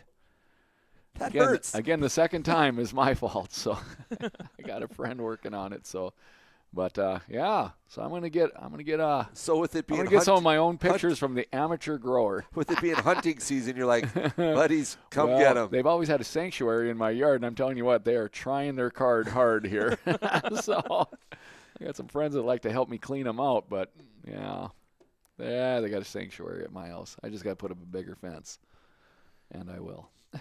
So, Texas Red and the Ah. Beavers bringing us the upcoming schedule. yeah, Upcoming schedule this weekend is the Stampede. Yikes. is Doesn't the look Stampede. super attractive. Does not look good. Shenanigans, as your wording Shenanigans. is. And as I've said before this year, and lots of it. Holy cow. The little rain we got today was almost not forecasted for Minot. So, Yeah, I didn't understand that. yeah, I'm still in the backhoe trying to fill up my hole, and I'm trying to pack down wet gravel. That's not working well. So I got a problem next week that I'll have to fix after the rain quits. Maybe on Monday, the weatherman says. So, but that Bismarck-Jamestown area does not look good. No, they're supposed to get hit basically all the way 3+ through the inches weekend. is what Yeah. is And that's what tough the map's because showing. 300 cars is kind of what they Yeah. generally Yeah. pull. Yeah. So that's a lot of people right now, Thursday.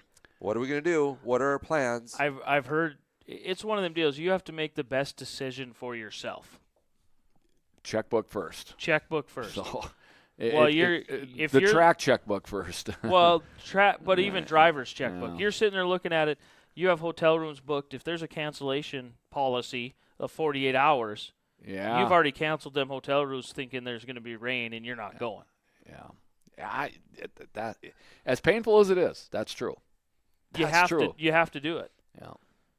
I mean, unfortunately, if Brandon Beater was in this situation, taking a Wissota Street down there again, I might be calling up the old Bergster and going, Yeah. let's just keep that bugger at home for the weekend and we'll find Yeah. another thing to do. And it's And nothing against That's any. the whole mood setter. That's the Yep. problem. And it's not the wrong answers, but everything has now.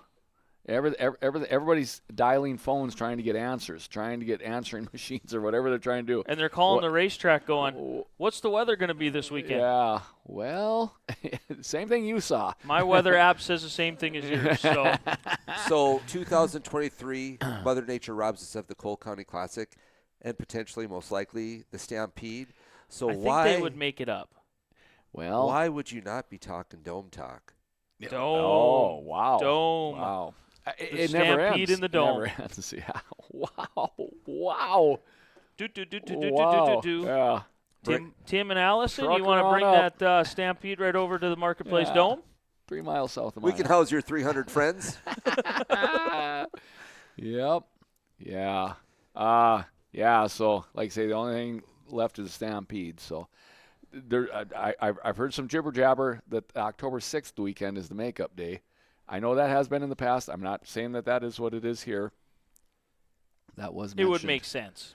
Have they ever done that before? Canceled? Oh, yeah. Yeah, because it used to be up against Aberdeen's winter series. Winter. So we know the Stampede can be a little brisk. Anyway. Yeah.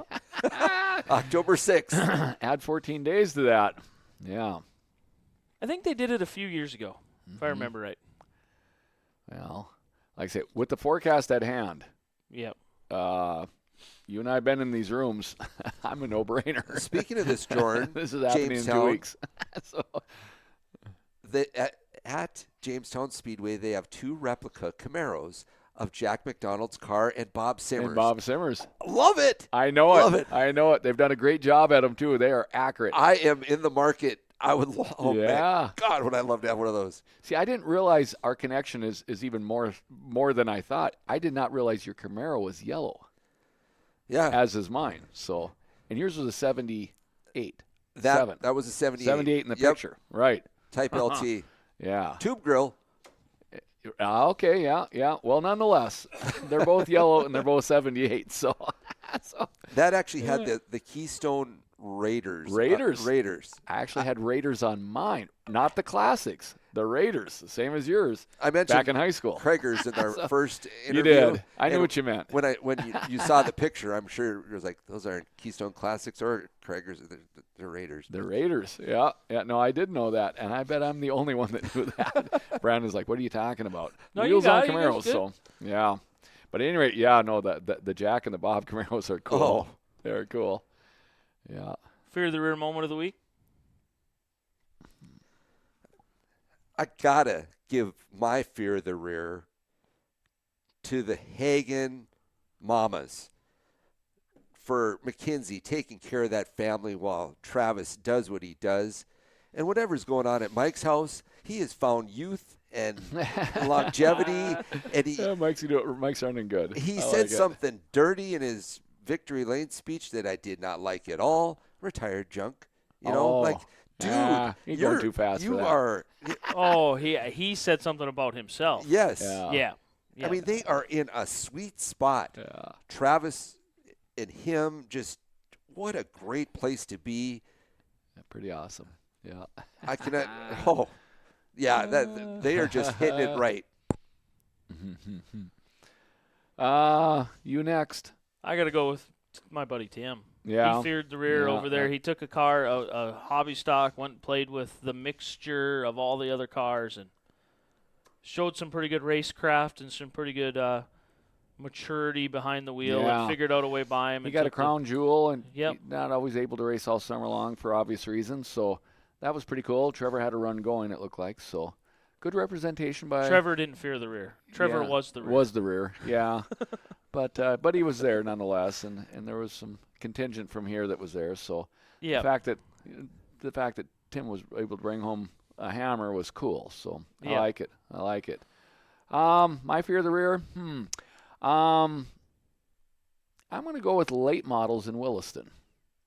I'm going to I'm going to kind of play on Dylan's last weekend of the year and reflecting on my best friend Dylan's year. I mean, he didn't wreck the car. I'm going to kind of touch on his Facebook here, but no clips. Rods are still in the motor. God, he tried to kick him out all day on Sunday. That thing was on the rev limiter every straightaway. Like, dude, you got me holding my breath here. So, but nonetheless, late models back in Williston. Touched on Bob Moody. That's where he's from. Bob is 80 years old, still zipping around. Hank was in the house there for one day anyway. And Jim Harris had a great weekend. He would have had the best overall, all said and done. So it was neat to see late models back at Williston. So Yeah. I like it. So that's going to be my deal. And Dilly closing out a non-wrecked car year. Again, that's pretty high. Everybody has their bar. For Dilly, that one was pretty high. What do they Good chip, job, Dilly. What do they chip those late models at? Well, I think they can chip them at 84. I tell him you don't need to do that. We settled at 8, and that's what he told me he has. That's not what I looked and seen to make sure of, but it was popping and banging going down the front straightaway, and I'm like, oh, we don't need this. But he has car going around pretty good. Well, yeah. Well, I don't know what to say. He said he didn't have a bunch of gear in it. I still blame it on gear, but I think there was some wheel spin too.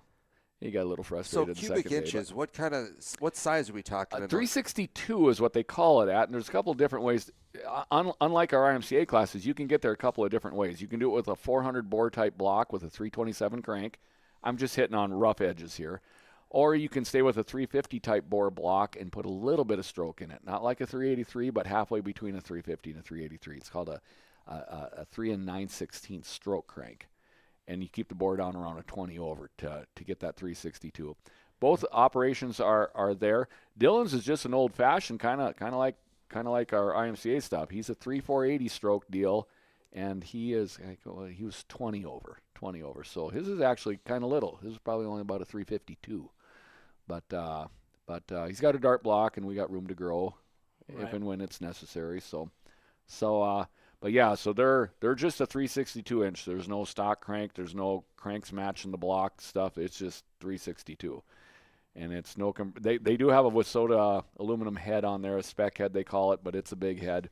They got shaft rockers. They got compression. They got all the stuff. Big blocks, are they not? Well, they would have to be such a small cubic inch. Because of the cubic inch rule, but do they have a cubic inch rule in that late model deal? Yeah, 362. Oh, that is the rule. That is the rule. Yeah. So a big block would have to be so de-stroked to get down into that area. I know drag racing has done it, but I think at that point just the pure girth of the motor would be just too heavy. They're a 2350 weighing car, and that's 100 pounds less than a mod. Man, they got a lot of body on them when you're looking at them side by side. I mean, they're big cars, and they're adding lead at 2350, so they're being pretty crafty. There's a lot of lightweight stuff on there, so yeah. And a big block would just I think a big block probably be a strong 100 pounds heavier. I'm thinking Wayne Schumeyer, 454, Dave Bauer, 454. They were, yeah, and successful at the Stampede back in the good old days. That was kind of the late model of when I started, that early 80s, mid 80s type of car, and big blocks are still around. Dave Lakaduck had one. John had one. John Gall had one. They were cool. They were, a lot of them were 427s, and they ran all year. And it was. I still wish we still could take a stock car body, if you will, a stock car type car, big block it, and do something like that, and have the tires sticking out 6 inches out of all four corners. So they had that big macho, that big stance, bodied look, where the tires are all sticking out, like they did in the 70s and the 80s, and that's required. You can't tuck them in like we do now. So, but that's just me.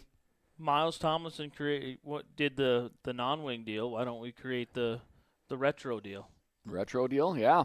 In Iowa, they got kind of, I don't know, has-been racers or whatever. That's kind of what I call it, and they run whatever they want. And some of them have those cars from that era, and again, kind of like the Devil's Lake deal. I mean, you just all line up and go. It's like a 10-lap race, and there's no money or anything like that. It's just an exhibition, if you will. But yeah, nonetheless, big blocks. They're probably not even produced a whole lot anymore, especially with what. Diesels have kind of taken over and or less cubic inches, but they were made up through the 90s. A lot of motorhomes had them in. 3-ton chassis type of deal. Mike Hagan actually sent me a picture earlier today of a car they race in Australia, and it's kind of what I'm describing, kind of a stock car, shorter body looking car with late model wheels on it. And he didn't give me any description. I knew what he meant, just yearning for a little bit more performance out of what we have. But yeah, wrench creep, as Scott Fuchs used to call it. You racers are always trying to make them a little faster. Wrench creep. So, yeah. Dome talk. Have we made any progress? Do we have a... Noel? I heard it's Freedom Township. is the township. Yeah, so that is an update. So now we have a township name, and let's just stop and enjoy that for a moment. Freedom Township.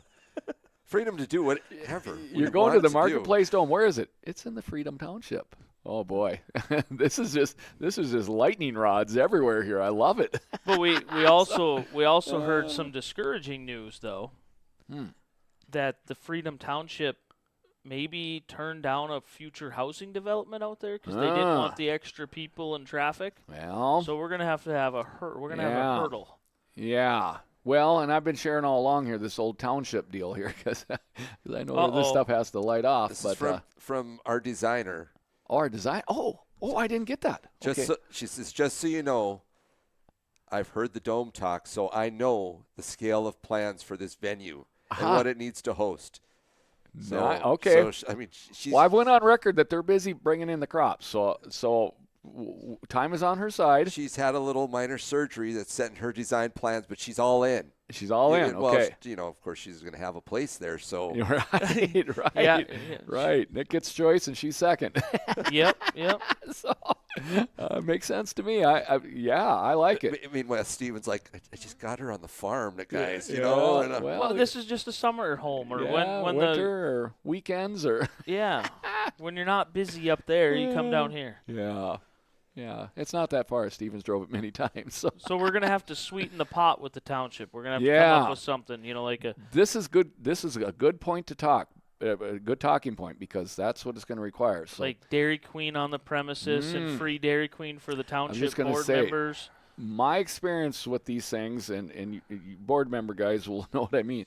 You got to come to this and tell them why it's good for them. You know why it's good for you. Yep. You got to be able to present why it's good for them. So what am I saying? Okay, we're gonna have to get a financial impact of what this can bring to the township. Well, the property taxes alone should satisfy them. Okay, that's why I can't do Dairy Queen, obviously, but Pioneer Village, we help out with the Pioneer Village. Yeah, promote a lot of Pride ice cream with them. Pride ice cream. So we'll have Oh God, here's another door. Okay, here, bang! You hit me with things. My God, the Pride of Dakota, the Marketplace Dome, Freedom. Oh my God, Pride of Dakota. This thing is just Pride of Dakota. Oh, I like it. Oh. Do you carry Pride of Dakota at Marketplace? Oh my goodness, I got a whole end cap of things: Bones barbecue sauce, Dots pretzels, Pride ice cream. Oh man, I can feel it. This is growing. This is scholarship material when your kids are going to college. Yeah, I like it. So Freedom Township, that's good to know. I love the name. So got to get the Nixter in here. He's on board. He's on board. So got to get him out of race season into sports mode and. Well, that right there, out of race season, and Karen's going to be in line with that on getting her out of farm season. So they'll be about the same. So I sense in a week or two a rough drawing and maybe a Nixter right here, so we can kind of grill them and get some names. And off on your Facebook page, your Darn TV page, if the tragedy happens and the Stampede is postponed, then we start dropping all kinds of dome talk. This could not be a better idea at this point. This could be avoided. Do we want a lid or not? Do we want a race or not? Whatever. Yeah. You guys decide. Looking for investors. All rainouts to be made up in November and December. In the Marketplace Dome. In the Marketplace Dome. Oh, man. Oh, yeah. Oh. The township hurdle. Again, let's be creative, and we gotta explain to the township why it's good for them. Do you think there's anybody out there that actually listens to this, that lives in Freedom Township now, that is on the Freedom Township board? That My buddy Greg Severson's got to be close. He's got to be close. He's at Rice Lake, but he's got to be close. How about, his Rice Lake's going to be too far away. South Prairie. The Freedom Dome, we plan a Trump, presentation there, and we bring Donald in. Would they like that? Yeah. Did I just blow the dome? No, not in rural Minot. You didn't. I just instead of Trump having a statue or a presentation or whatever. I mean, whoever the. Oh, I'm talking bringing Trump in to speak. He's going to be cutting the ribbon at the dome. 100%. Got that. I was. This is if going to be huge. The statue out front it. when you pull into the Marketplace Dome, there's a statue as you pull on the property, and that's whoever on the Freedom Township gets this thing to go through, they get the statue. They get the statue. Right on. Right on. Huh. Yeah. Yeah. And Well, I like the township office being in the building. That's Yep. major. That's major because That's playing the game. They're gonna have the corner with the statue on their corner. Yep, right there. Right at the Right entrance. Let's say what am I envisioning? We turn at the water tower, Nick's on the north, so it'll be built on the north side of that west road there, and then when you turn in, that'll be the front of it, kind of like the Mesa. Yep. And then you go through the front doors, and to the right will be. Out there already? I just brought it home today, so it can go out there tomorrow if you'd like. Is he breaking ground? So, and then you go through the doors, and your township questions will be answered to the right, because that's their corner. Yep. That's where the statue's at. Nice. And Nice, then guys. the Nice. The 32 condos up above. Yeah. We got it. Yeah. On election day, you go to the Marketplace Dome to vote. I mean, it's got again, you got to have some township qualities here. You got to have some attractions here. So it's going to be home base for all the little votes and all the little things and Weddings and bachelor parties. Yeah, revenue. Paved roads where there's gravel roads. That's where we're bringing paved roads to your house. Rodeos in the Freedom pit Township. area. Bring your horses. We're doing that too because that's what we do in Underwood. That's right. There's shared interests there. Yes, sir. I like it. So Nixter, he's on board. He'll come on and we'll talk about it. Yeah. We got to get him set up so he's listening, so he'll know kind of what we're going to go at for questions. Yeah, he goes back and listens later, I think. Who's our go-to guy? Who do we gotta warm up? How big is the township board? Brandon's steak sandwich shop. Ooh, yeah. I'm on board. Yeah. Steak sandwiches for everybody that wants to pay $5 a sandwich. Yeah. I think 5's light. Yeah. What's Boone charge? I think they're up to 9 or 10. I was gonna say, man, they probably have to be. We got to flip some money out of this dome. We gotta. It's a money pit. I sell Both myself ways. too cheap on that, I guess. Maybe $5 for the township board members and families. I was just going to say that's on the house. I was going to say they're getting fried ice cream and steak sandwiches. Steak sandwiches. Dots pretzels. No vegetables allowed in the dome. Yum. Hot sauce topics. You got one this week? I always got stuff that I think about. You got something? Not really. So I send you guys a lot of jokes. I follow this fella on Facebook, the infield tractor dude. Yeah. And he makes me laugh, and I think a lot of his stuff is pretty darn funny. But it gets me thinking.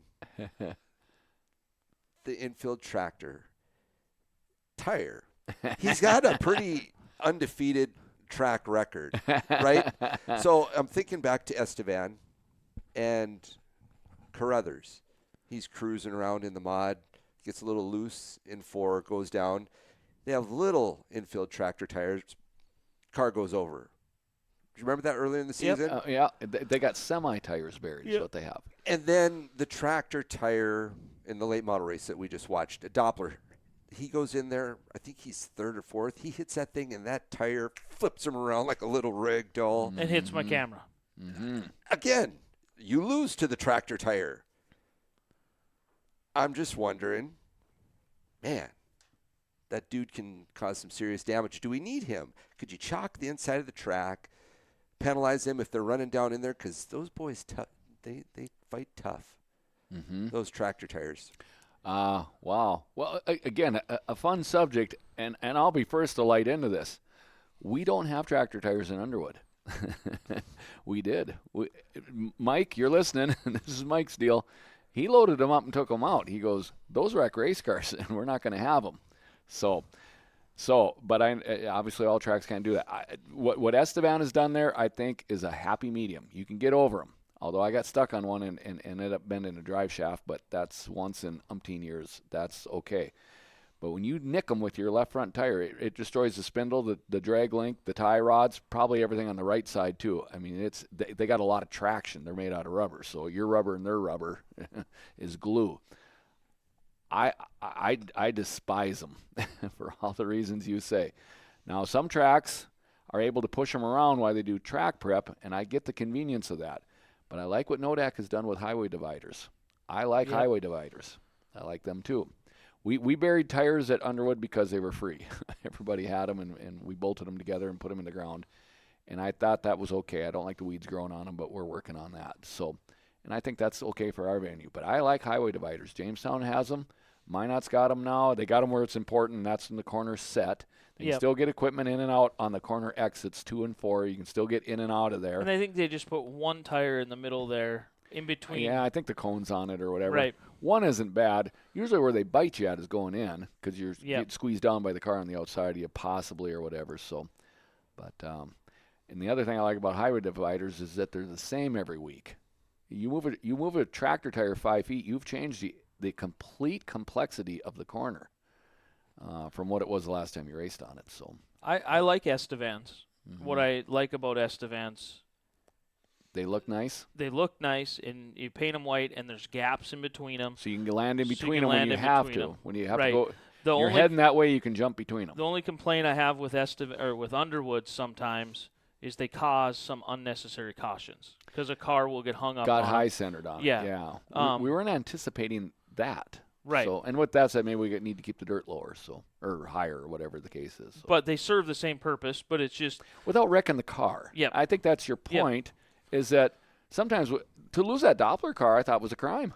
He was racing for second, and he dumped it. Didn't look bad till he hit it, and whoa! Yeah, that whole thing frisbeed around. I'm sure he was in the car like, wow, what was that? Yeah, it was a quick spin. What do they weigh?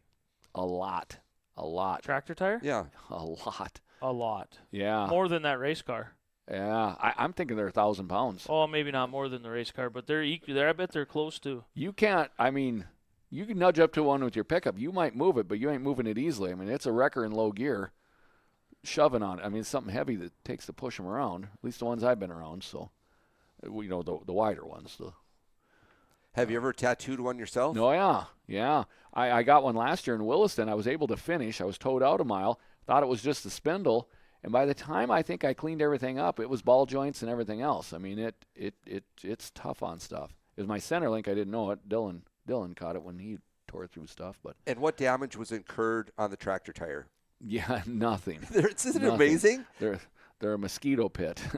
And like I say, there's some tracks that have them. They're able to move them around, and sometimes maybe you need to move the track around, maybe on a tour night or something where you can suck them back down to try to open up a bottom lane again. But I remember I don't like them. One night I was I watching. don't like them. We don't like them in Underwood. Watching IMCA TV, Corey Drips. Yes. felt like that the tractor tire was in the wrong spot.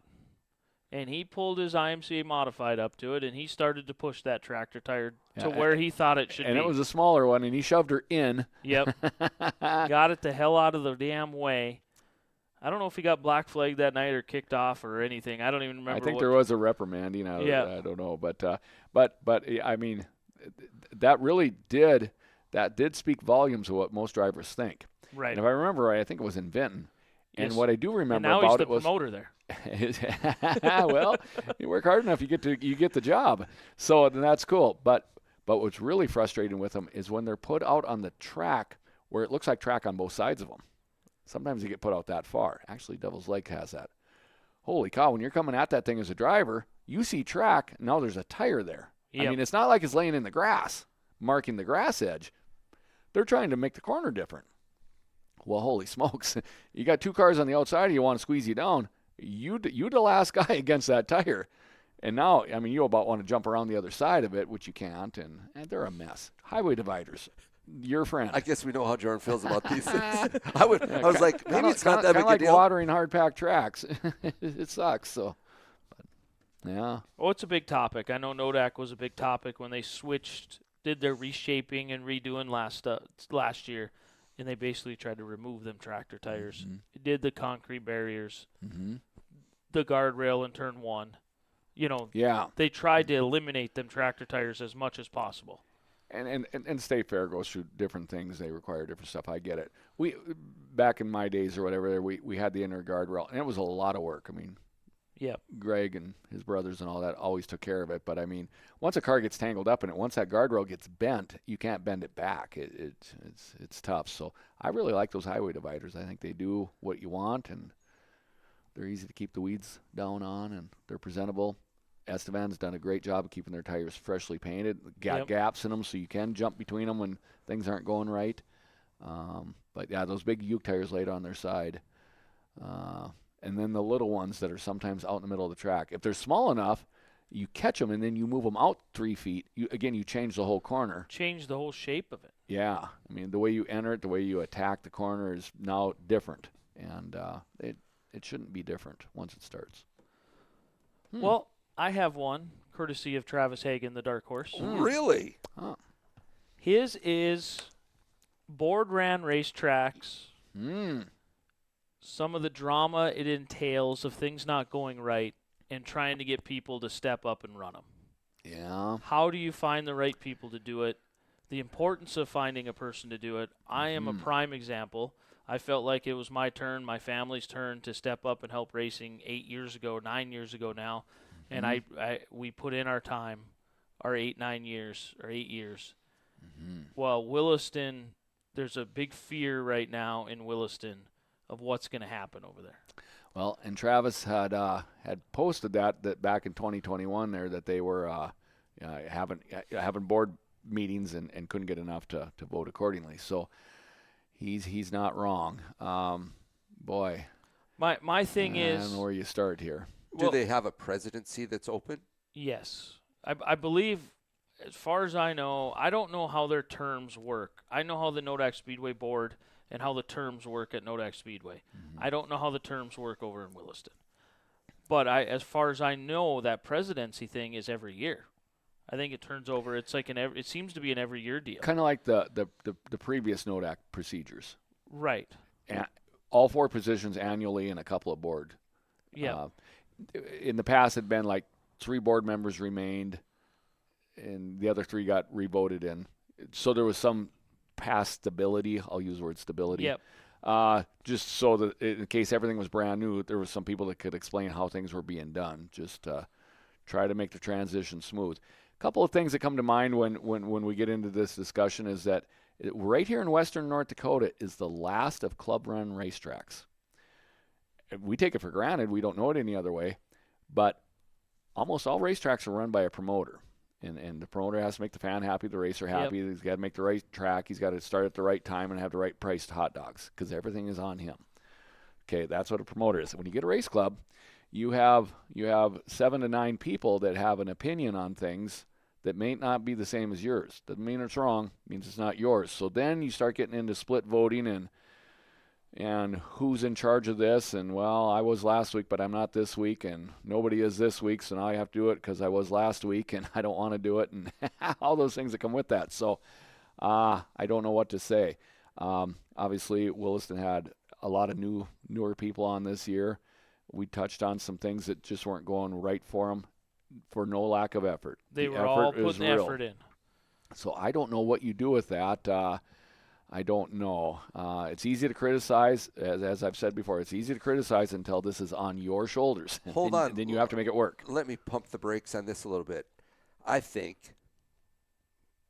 Williston, I've said it before, they got all kinds of talent out there.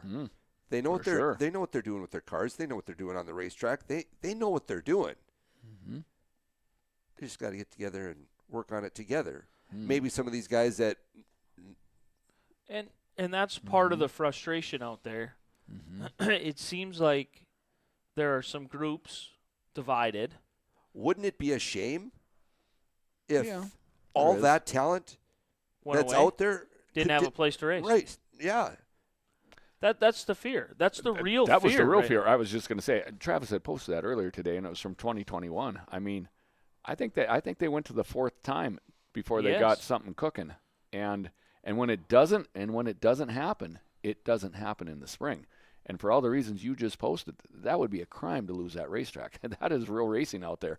There's no lack of anything out there. The speed, everything's there. The facilities there, everything's nice. Everybody, it's an oil town. It works 24/7.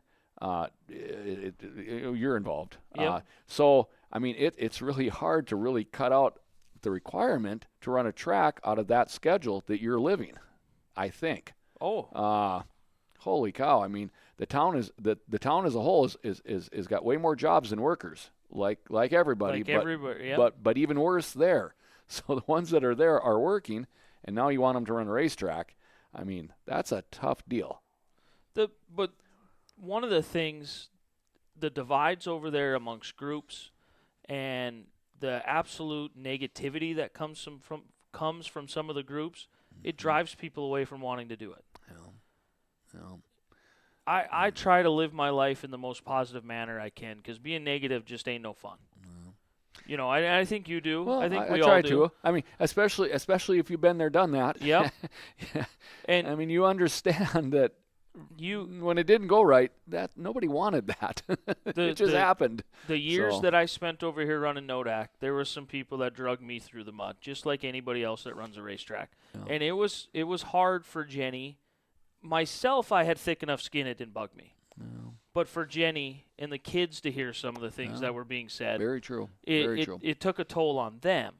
Well, that's where us as racers, you can't do non-racing stuff without getting dinged by that when you're uptown. Correct. Like I say, spouses and kids don't need to be a part of that, but they are. If somebody is watching this and they've heard me be negative, I apologize if I was negative. Mm-hmm. But for those out there that are currently negative and say that this track or that track or whatever can't do anything right, constantly bitching about this, that, or whatever, creating drama, you're not helping. Yeah. That's not going to fix it. That's not going to fix any of it. It's good. It needs one person and a board, but mainly they need that one person to step up as the president that's going to take it on their shoulders, not worry about being criticized. And unfortunately, if that person races, you might have to park your car in Williston. And I'm not saying might as a strong. You should park your damn car in Williston. I parked my race cars to run Nodak. It's just what it is. Yeah. So it takes Smallsy's living that as we speak. Smalls lived it. I watched this summer. Don Gumke park his car to run Jamestown. So you have to have full attention on that. And let's not make that lightly, because that is a commitment to park your race car. Yes. Holy smokes. So the darling of the state, your track, McLean County, I don't want to say it failed, but it closed for a time. Yeah. The capital of our state, Bismarck, it had a track at a time. It's now gone, and Mandan has come on now, but tracks can fail. They certainly can. Jeff Barta just chimed in. He's watching. Yeah. Jeff knows. Why would the average person want to volunteer after the abuse that they occur? I'm guessing he maybe witnessed. He knows. I said he knows before he even read it. He knows. He's been in the middle of it for He was there this weekend doing it. 20-plus years at multiple racetracks. Yeah.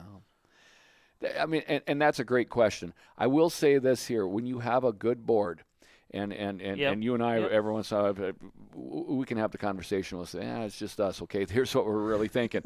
And we can say it. But when you have a good board, and I'm involved in just wonderful people in Underwood, you look forward to seeing them, because you all have the same ideology of how the race should go. And I'm going to start with simple things like, are you a dry track believer or a wet track believer? Because that seems like that shouldn't matter. That will matter greatly on race day. Because if half of you want it dry and rubbered up and all that stuff there, which some tracks do that successfully, but if you want that and the other half don't, oh my God, you can't get past it. You can't. It's a dividing point right in a boardroom, and end up splitting sides. It's that bad. So with that said, got the luxury of Underwood. We're all pointing in the same direction. We want a moist track. We want to not wear out your tires. We want it to be as affordable as possible, and we set you close, so we want the dirt off our people too. So we'll explain it. And I've been blessed with some good boards in Minot too, where we could all get in the same direction and go. Mm-hmm. You know, there was no complaints. We had really good boards. Because if you can't handle the little things like that, you're never going to handle the big stuff that comes at you. Well, yeah, and then you're handling money. So then you know that all gets magnified. You know, we don't like each other because we can't agree on the track moisture level, if you will. Well, holy smokes, I'm not going to help you get your water truck. I'm not going to help you get your blade because I don't like that stuff. So we don't need any more money because I don't want to prep the track anymore. However that may go. I'm just rolling along here at speed. In racing world, in competitive sports world, I'm going to say competitive sports world, we all have egos. And when you're on a 7-person board or a 9-person board, you have to drop the ego when you walk into the room. Yeah. And you can't take nothing personal. Because everybody. Things get hostile every now and then. But I always said this when I was president of the board. The best scenario or the best outcome of a discussion is everybody leaves unhappy or everybody leaves disappointed in what the result is. But it's the happy medium of what we're doing.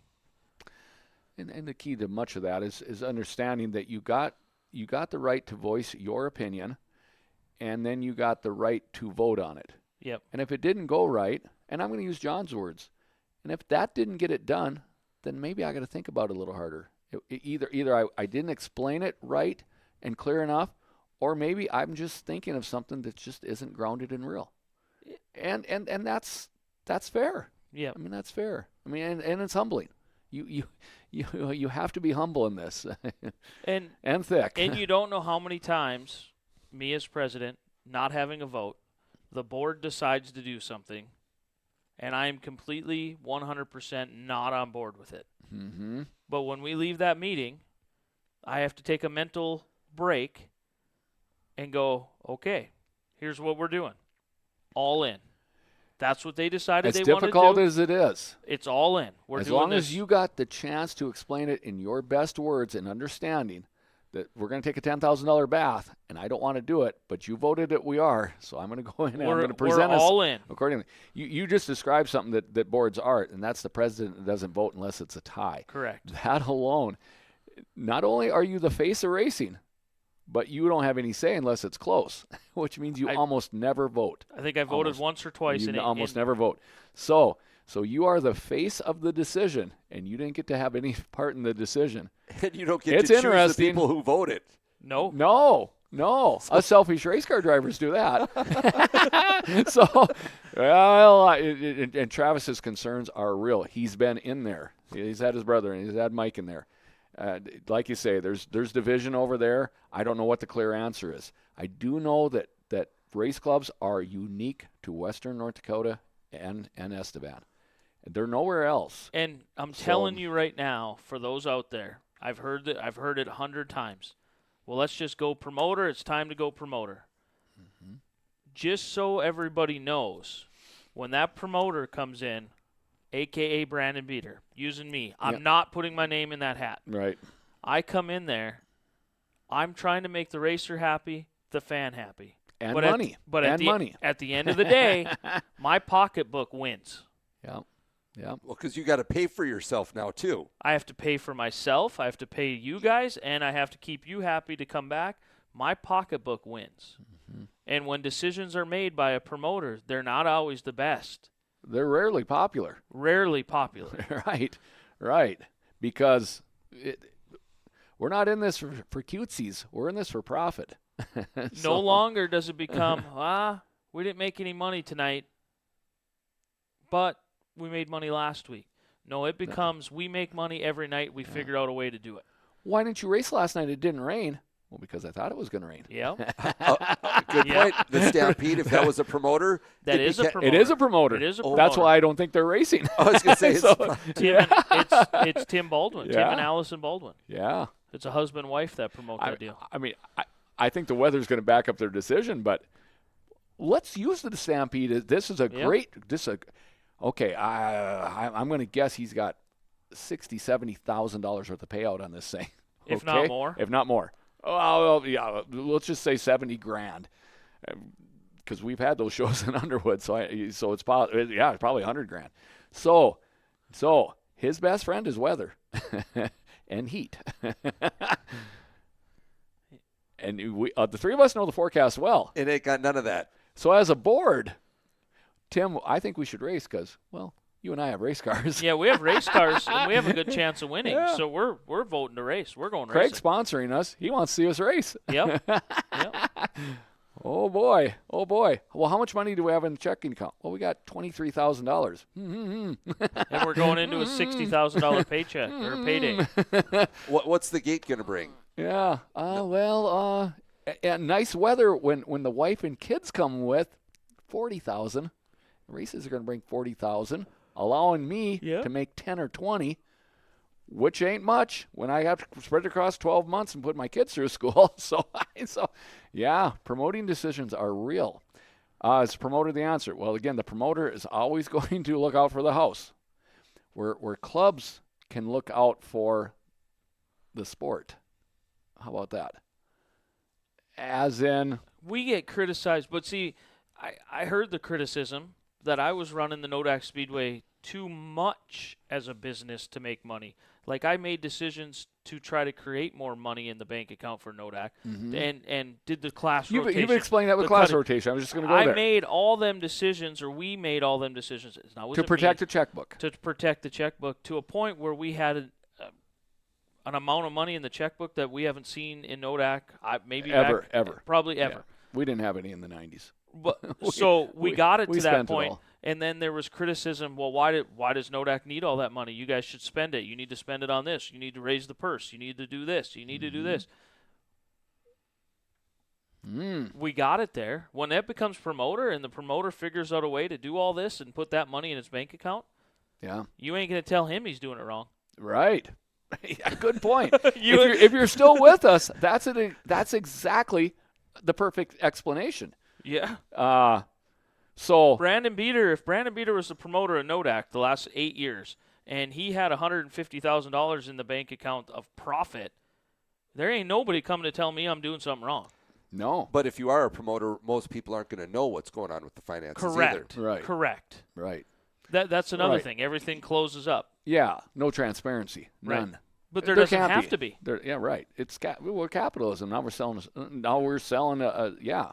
Yep. I mean, along those lines, not same, but the same. The IMC Super Nationals. I mean, the rumors just fly. They make millions. They make hundreds of thousands. I mean, who knows what they make? We don't know. But obviously, they can't wait to do it. So everything's going good. And decisions get made down there. Yes, they benefit the racer. But ultimately, they benefit Lottie, the promoter. Yeah. The owner of the facility, the promoter. When your B mains got cut out, that was because it made money sense to him. Yep. So, yeah. So again, I keep going back to uniqueness of race clubs, and as a similarity, I say that we have to we have to flag according to our regions. This deal is kind of the same thing as what we expect of flagging. If somebody takes somebody around, we expect him to get sent to the back. So our group, our drivers and fans alike, are used to seeing our race presentation. Yep. With the happy-go-lucky medium to it, middle of the roadness to it, because the race club can afford to lose money some nights, just not every night. Yep. Where a promoter don't want to lose any nights. No. And he'll adjust the purse and send drivers home with a percentage, because that's been done in the past. Yep. So then that driver says, well, I got shorted last time. I'm not coming back. So now you, the fan, don't get to see me come back because that promoter guy, he stuck 10 grand in his pocket, but he screwed me out of 100. So I'm just giving you short answers, but that's the discussion we get into. So in Travis's defense, my defense, your defense, I want Williston to operate as a race club, as it always has, gets along. There's people over there that know how to build a racetrack. I'm not beating up Cruthers. He's a wonderful person. I have great discussions with him. Their effort is second to none. But I know there's people over there that know how to make the track that they want over there. Suck up your feelings and go do it. And you can say, Jordan, I'm saying the same thing about you at Nodak. Well, I'm down at Underwood doing it, and I am on the edges here. I'm available if we want to talk. If I live closer to Williston, I would get involved. That's a fact. Right. I'm 2 hours away. It's not practical. So, and I would love to bring my hand-picked friends with me. Whatever. Yes. So, whatever group gets in there. Most of them from over there. So whatever group gets in there, mm-hmm. the rest of everybody that's involved in racing needs to take a hard look at themselves and how they treat others in the racing world and decide if they want the damn sport to continue. Because really, that's what it's going to come down to. If they all can't, I think that's the intersection we're at. I do. They have to, whatever group comes in there needs the full support of everybody around them, and the bickering and the complaining behind people's backs needs to be done. Mm-hmm. Because the racing's going to go away in Williston. As you see it now. Somebody may come in as a promoter, but as you see it now. I want to reflect the last time this happened because, again, I don't know how many listeners we have, but we're down to 13. We kind of lost quite a few towards the end. We get about 500 views on this thing a week, so they're gonna go back and listen to it tomorrow as they're driving down the road. Not many years ago, there was somebody from out of state that wanted to promote Williston. Well, I know who it was. Yeah, I do too. I'm not going to name drop, but my point is, whatever you think it is now, I don't want it to be that. I just don't. I just don't, because, as I say, my parents graduated from there. Williston has got that image to me. So my point is, when you don't care and you're going to throw your hands up, I understand all that. I understand all those feelings. You understand them. Yep. Just remember, it might be from somebody from way somewhere else. Way somewhere else. I don't know how else to say it. I would love to help if it was practical. I got kids in school yet. It's not practical. So, but if I could, I would, and I will always do the best to make it look as great as I can with what it is. I will. I'm there. So, but I just hope the powers that can be, I know there's enough head count over there that can make it be everything it needs to be. And I'm not tearing down the people that are doing it now. This is nothing for the people doing it In fact, now. I want them to be there, and I want the old guard to step in and fix this. That's what I want.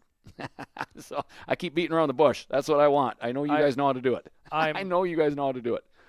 I'm going to relate it to this because it's very similar to this. I started at Power Fuels when it was privately owned by a gentleman in Wofford City. We 5 years after I started working there, we went corporate. We became a publicly traded company. And now we've changed hands 6 times in the last 8 years. Whatever we've been changed hands. Since 2014, we've changed hands, whoever knows. It is no longer ran by anybody in North Dakota or anybody local. We are being told what to do by people in Texas. Well, if you want somebody from another part of the country to come up and run a racetrack and tell you what to do, we can continue down the path we're going. Yeah. And nobody wants that. Just to stop there for a moment there, I know that you had shared some things from work, and they just don't realize what the climate is. They don't know what North Dakota is. They don't know what it is. So yes, so that's a great parallel. It's a great parallel. That's why it just, I've seen it in my own job, and if you, like, when they open this thing up, you may not get a Brandon Beater or a Jordan Boyce or a Craig Heupel to promote it. Yeah. You might end up with Jimmy Joe from Utah. Well, there's promotional people out there where they do multiple tracks. Toby Cruz does Beatrice in Marshalltown. I mean, and he was at Knoxville for a while. And 141, yeah. So Howie Commander out in New York, I mean, he does like 10 tracks. So, I mean, there's a chance it could go that way. Now, I don't know a whole lot about the Williston Fair Board, but nonetheless, it's on the fairground, so you got to deal with them. And I just think that people that are in your community, they've made it work like that for decades. I think it still can. I know you can't do it forever. I know all those answers. I do. But man, I'm just scared it could just whatever shortcomings you think it has now. I think that could be so much worse. I really do. I wish I lived closer. I really do. Because right now with a board ran track, you have a say. You buy that membership, you have a say. Mm-hmm. You have a voice. Yeah, you can speak your voice, and we take it for granted. We take it for granted. when it's a promoter, that promoter he may listen to what Jordan has to say, but it doesn't matter because it's his pocketbook that he's giving a shit about. Checkbook says, I don't need stock cars that week. I need this. Exactly. So, yeah. He's got a stock car. That's sweet and all that, but I'm running wingless sprints that day. Because the wingless sprints are $1,300 cheaper than the stock cars. Right. And it's hot out and we're harvesting. So, I mean, I wish we were way off here, but we're not. We're right on. So a little 101, guys. But I also invited Travis to a show at some point in time to come in and sit down and have this conversation. He's wise beyond his years. It's pretty cool for Travis to reach out for advice from someone that's very involved in the McLean County Speedway, someone who's been president of the Nodak Speedway, 40 years experience, 30, yeah. And I learned it from guys with as much. So, yeah, like I say, Travis is wise beyond his years. Even at the top of the show, they talked about some things that didn't go right at Williston. To me, we're 4 tracks for each other, one for all for one. We have to be. Yeah, and it's flowing, and Travis is right. I don't know what's going to show up there, but we're going to have some banquets coming up, and we're just going to have to do our best to promote. Here's your other fear. What could happen? If they find whatever. We have our track meeting. We sat down as a group and we scheduled everything out, and it was an awesome summer for those that wanted to race. Mm-hmm. If you wanted to travel and race, you had every opportunity to race the maximum amount of nights you could race. You bring a promoter in or somebody else into Williston, they may not show up to that meeting, and they're going to race when they want to race. Yeah. Might be Saturday, Sundays over Nodak, and all of a sudden you can't chase points at 2 tracks or be involved in 2 tracks full time. Yes, this deal was just a few years back, and there was an out-of-state guy that wanted to promote. That was made a real pitch. Yeah, and it was all there. Yeah, you're right. Williston, Estevan, they kind of have a relationship where they go back and forth. A promoter might say, "What do I care about some place up in Canada?" Yeah, yeah. We got a street dance on this weekend, and I'm going to start off the day with the race. I mean, they're gonna co-horse with the Commerce more than they are the other tracks. Right now, we enjoy the other tracks, seemingly. A lot of hypothetical here, but a lot of truth. It is a hot sauce topic we are going to revisit as the fall goes on. It might become a left side column just to make sure we're fresh on it. Yes. Uh-huh. And we're not trying to pick on anybody, upset anybody. Travis asked me nicely. He commented in here. I spent about hour and a half with Travis yesterday in Williston. Don't tell my boss. But I didn't hear anything. And this was a main topic that we talked about. What is the future of racing in North Dakota? Mm-hmm. How stable is it? It gets kind of scary when you start looking at it. You start looking around. Who's next? Mm-hmm. And I know at some point in time somebody said, "Who's next?" when I came in.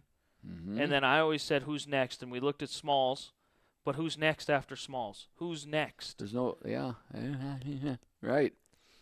Who next? And why would you want to be next, the president, after the things you stated? You're the face of it. You're the face of it. And you got no voting matters. You can't choose the people. Because Brandon's a driver, he had all the answers for those rainy days. As a president, they're not the same answers. They're not the same. Right. So. But as a president, I have the answers for them rainy days. But as a board member, I didn't. I mean, the board. But there was also nights where I wanted to race, and there was yin and yang. I mean, there was nights they wanted to race, and I didn't want to because of the weather, and there's nights that I wanted to. There was. In the 90s, when I first served as a board member at Nodak, I'm gonna be pretty grounded when I say for 3 years all I did was listen. Right. Because, wow. Kind of like how I feel right now with you two. Yeah. Whoa. I mean, anything I learned, heavy. It wasn't. Well, I appreciate that on some level, I guess, because you just have a natural conscience about it after you've been through a couple of wars, after a couple of close calls, and you're like, For instance, we had a Rough Rider, and we were 20,000 short. Okay, this was my turning point, is going from listening to, holy smokes, you better pay attention because this may happen again. We were 20 short. We went to 5 different entities and got, or 4 different entities got $5,000 each from them. A couple got paid back and a couple didn't want to get paid back. But that's what it took to clear all the checks on a $100,000 Rough Rider. So that's just the truth. Okay, so racing was cool on Sunday. Monday, we were out trying to find money. we were racing the bank. John led the parade. John got it done, like John could do. He was the last of the cowboys, as I say. So, but at any rate, those are the decisions that happen. Now, in Travis's defense, I don't want to scare somebody off. I'm not saying you can't do this, because you can. You can, but you got to get along too, and. But it takes the group. Yeah. It takes everybody. I'm going to go back to simple things like track conditions, because, and I say that at our Underwood deal, what I like about this is that we're all pointed in the same direction. As I say, the sunflower fields, all the sunflowers are pointing in the right direction. So do you notice? That helps a ton. So. Do you notice that, this is an interesting sidebar that we had today. Do you notice the tracks that kind of have the least amount of drama have the most stability in the track prep realm? Estevan. Yeah. Mandan, Underwood. Yeah. In other words, that department's solid. You don't really ever have to get in there and make adjustments. Yeah. With Nodak and Williston, I'm using Nodak and Williston as 2 prime examples. Seems like when you come in as president, you all of a sudden you're taking that track prep on your shoulders. Yeah, that's interesting. Mm-hmm. Yeah, Esteban, Cam does it. Cam's not on the board. He knows what has to be done. Ed and Cam. Ed kind of leads the. Yeah. Yeah. You know, Mandan has is Bubba and Harold. Harold, yeah. And Harold been there for years. You guys have Mike? We got Mike, yeah. Got Mike and his group. So, yeah. But also, figure out what your track prep is and then let them do it. That's where you're saying. The track prep guys are on the same direction as the board, and it never has to worry. Or they're so secluded they're not included in the conversation. Now, all of a sudden, you as a president, your track prep is well established. Those guys don't get voted in or voted out. They just do it. So now you're scheduling and figuring out competitive purses and how to make the Dakota Classic Mod Tour. Because, that's the dumbest thing that the president should have to worry about. Track prep. Yeah, that should be taken care of. Let me worry about the economy. Yeah. And the checkbook. And building relationships. Ultimately, though, that was the biggest. Yes, I should maybe not have took it on. But at the end of the night, at the end of the day, when I came in as a new president and I was still trying to feel my way out of what was going on, and maybe I took that bite of the track prep and I shouldn't have, because I thought that was my biggest headache. Yeah. You know, that was my biggest. It sure draws a lot of conversation. Oh. So then I took it on, and all it did was create, from that point forward, I was involved in it. Mm-hmm. Yeah. Interesting point. And now, like I told everybody on Saturday, I feel bad for everybody involved in Williston that had to put up with some of the negativity and the drama of the weekend. Mm-hmm. I feel terrible for them. Mm-hmm. It wasn't their fault. It was due to no lack of effort. There was plenty of effort there. Yeah. The dirt is really freaking weird. There's something going on there. But I had the ability to show up as darn TV camera guy, and that was my only job. Mm-hmm. And I savored it to no end. I'll be real with you. You know, you've been there, done that there, and they were looking for the magic wand. Yeah. None of us could make that for them. But again, going forward, you know, I'd love to I'd love to have the powers that be in Williston. You know, if it continues to be new people, I hope that Ed and Cam are available sometimes. Say, well, you know, what are you guys doing on Wednesday? What are you doing on Tuesday? Do you really have to do this early? Is that just crazy? You know, are you just watering to watch it dry up all week long? Or explain to me why that works. And I want to see that dialogue get going. And all of us. I mean, everybody. I like those conversations. Everybody. So. What about when the mod tour comes through? Does each track prep the track the way they always do, or does the powers that be of the tour get involved? John has his mandate. Yeah. He wants a certain track. When Mike Van Genderen came on the tour, he was involved. He did not tell you how to prep it, but he was involved with some race night adjustments. You know, Yep. whether he wanted it farmed or a little bit of water here, a little bit of water there, or he would show up at noonish, 1 o'clock on race day and be with you while you're prepping the track so he can understand what you're doing, and he'd throw some advice at you. Well, how about you do this, or how about you do this? And Mike Van Genderen, over the years, has proved he can go just about anywhere and prep a racetrack. Certainly worth listening to. Right. Yeah. But John has his track that he would like to see hard, smooth, Dry. slick by the end of the night. Dry, slick. He by the doesn't end care if it's dusty, at least starting out that way. Well, dust to him, he does care if you can't see and it's dangerous. Yeah. Because if his drivers are coming to him and saying it's dusty, because ultimately he kind of takes that brunt of the drivers complaining. They're going to him. Right. Yeah, he's a soundboard. Yeah. Right. Back to Craig's question. The tour does have influence on how you do your track, so this is where a 7-man board starts getting a little friction, because I probably ain't gonna agree. Yep. With everybody. They may or may not agree with me, but I think a track should continue to do what they do, and I'm going to explain why. And I think it's always a key to be able to explain why. We hear it every time the tour comes to town. Does the sun ever go down up here? We have got phenomenal daylight up here that no other place in the world has. We don't only do our hour deal in the summertime. We're on the western edge of the time zone. So we are actually 2 hours longer than many. Yep. Than many. I mean central Iowa. So our 10 to 10 sunsets in June are 10 to 8 for them. As we learned, that's a big changer. That is a big changer. So when some of these out-of-staters come up, I want to listen, but I'd like to have them hang out here for a whole summer to see what we deal with, because I'm not saying they're wrong, but I'm saying that it might be more of a challenge than it looks like, because we have challenges here. We want to be done literally with the sun still up, and that is tough. That is just tough. But yes, there is some suggestions on track prep. And Williston is always one of them that gets cornered on. Williston has typically been a wet heavy track for many years. Okay, well then they want it changed to something else, and the solid track prep crew of yesteryear that would do that, they would get aggravated at that, and they should. They know how to prep a track for their crowd and their races, and they can do it for the tour too. So I'm a little standoffish here. If Esteban doesn't need to be told how to build a racetrack, I think that would be insulting. I just do. Yep. Because they're the king cats right now in our little world.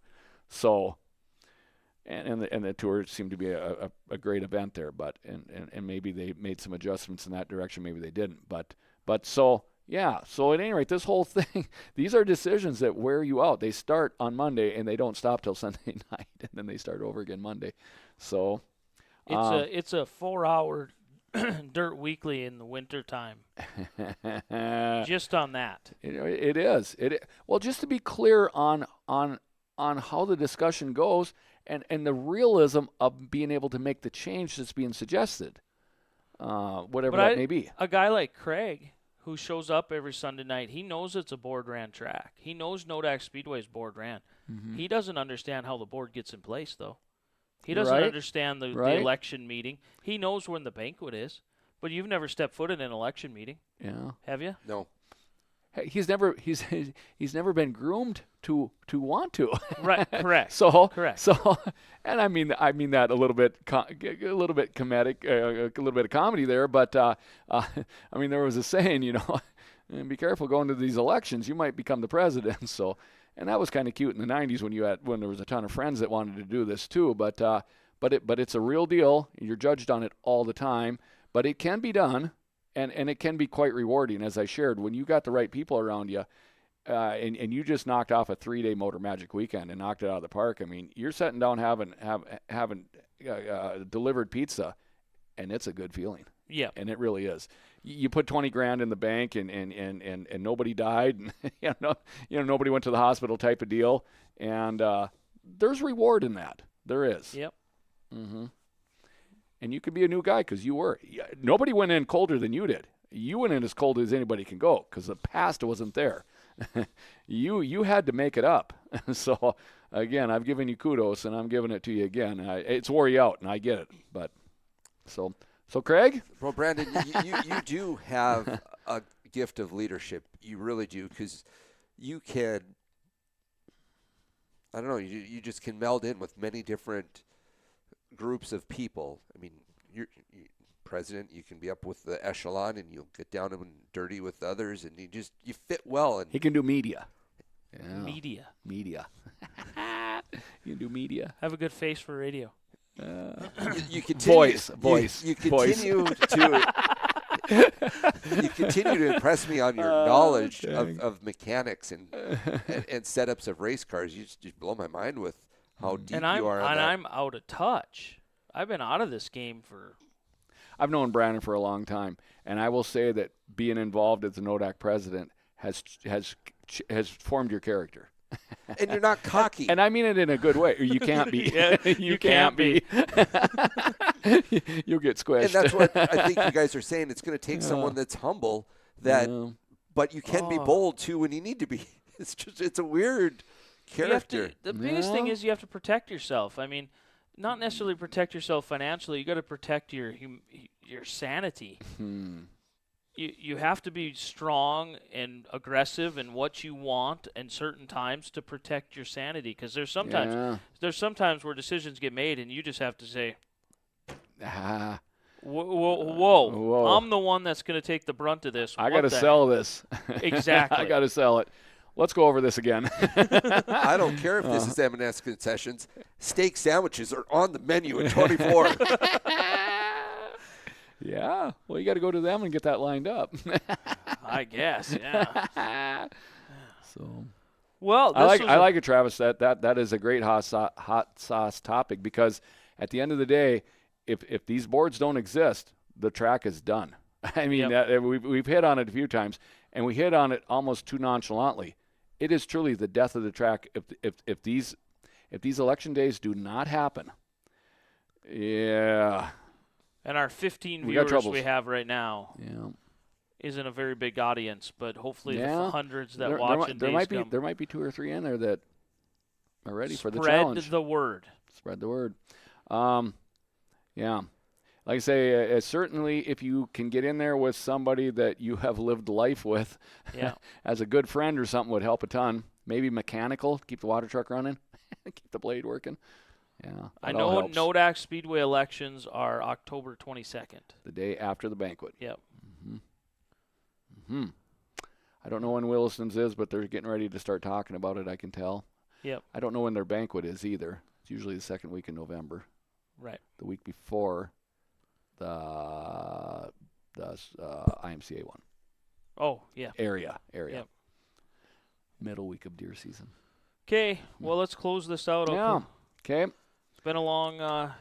Thanks for sticking with us. Yeah. It got a little boardroomish there, but for good reason. I think we spent close to an hour or 45 minutes on the old hot sauce topic and the board deal, and that's about normal when you sit in a boardroom, though. So. Yeah. Hours fly by there too. So next week we'll hopefully recap the Stampede. If not, we'll recap Mother Nature. Yeah. And we might be talking more about this. Yeah. If anybody's got any questions, type them in, because boardroom questions. I like it. I'm an open book. It's not a secret, the boardroom. It's just hard to talk about it publicly, because sometimes it's just, as Craig, as you're saying, well, the hardest it's part, all Greek to me, and it kind of is. But the hardest part is to talk about it without throwing anybody under the bus, or without demonizing it. Without demonizing, without the You want to talk about it. I want to tell you all about being in a boardroom without telling you. You see the true character of some people when you're on a board, and it may make some people look at them in a different light. And to me, I went from mortal enemies with people to being really good friends with them, to not getting along in a boardroom, to spending a vacation with them. Yeah, well said. I would share the same thoughts. Yeah, people I thought were never going to be a part of my life. We had something in common. So, right. Because ultimately, when you, no matter what you're doing in life, ultimately, you have to live with those that are around you. Yeah. And you choose who you want to spend time with. Yeah, positivity is attractive. Yeah. My philosophy in life is every day's a good day because I woke up in the morning. Amen. Yeah. Just some are Sometimes a little bit that's better all than, you got. Well, but it's better than the alternative. I have I got many things to be thankful for. So Yeah, fair. Healthy kids. Yeah. With kids, that, that's a good deal. That's the biggest one in my life. So probably yours too. Oh, yours for sure. too. Yeah, things are exciting. No matter what, house, no matter what we do in life, us parents, they're nothing compared to what our kids do. Yeah. Try to make quality adults out of them. That's what we're trying to do. Yeah. All righty. Okay. Well, did we do the corn? Yeah, we did the corn. Okay, we did the corn. Okay, we did the corn. Right. Okay. Yeah. Thank you guys again, and yeah. Next week, Jordan, Craig, Brandon, next Wednesday night, we should be on time again. Facebook Live. I think this Facebook Live thing's going pretty good. Keep the rain away. Keep the rain away. Thanks, everyone.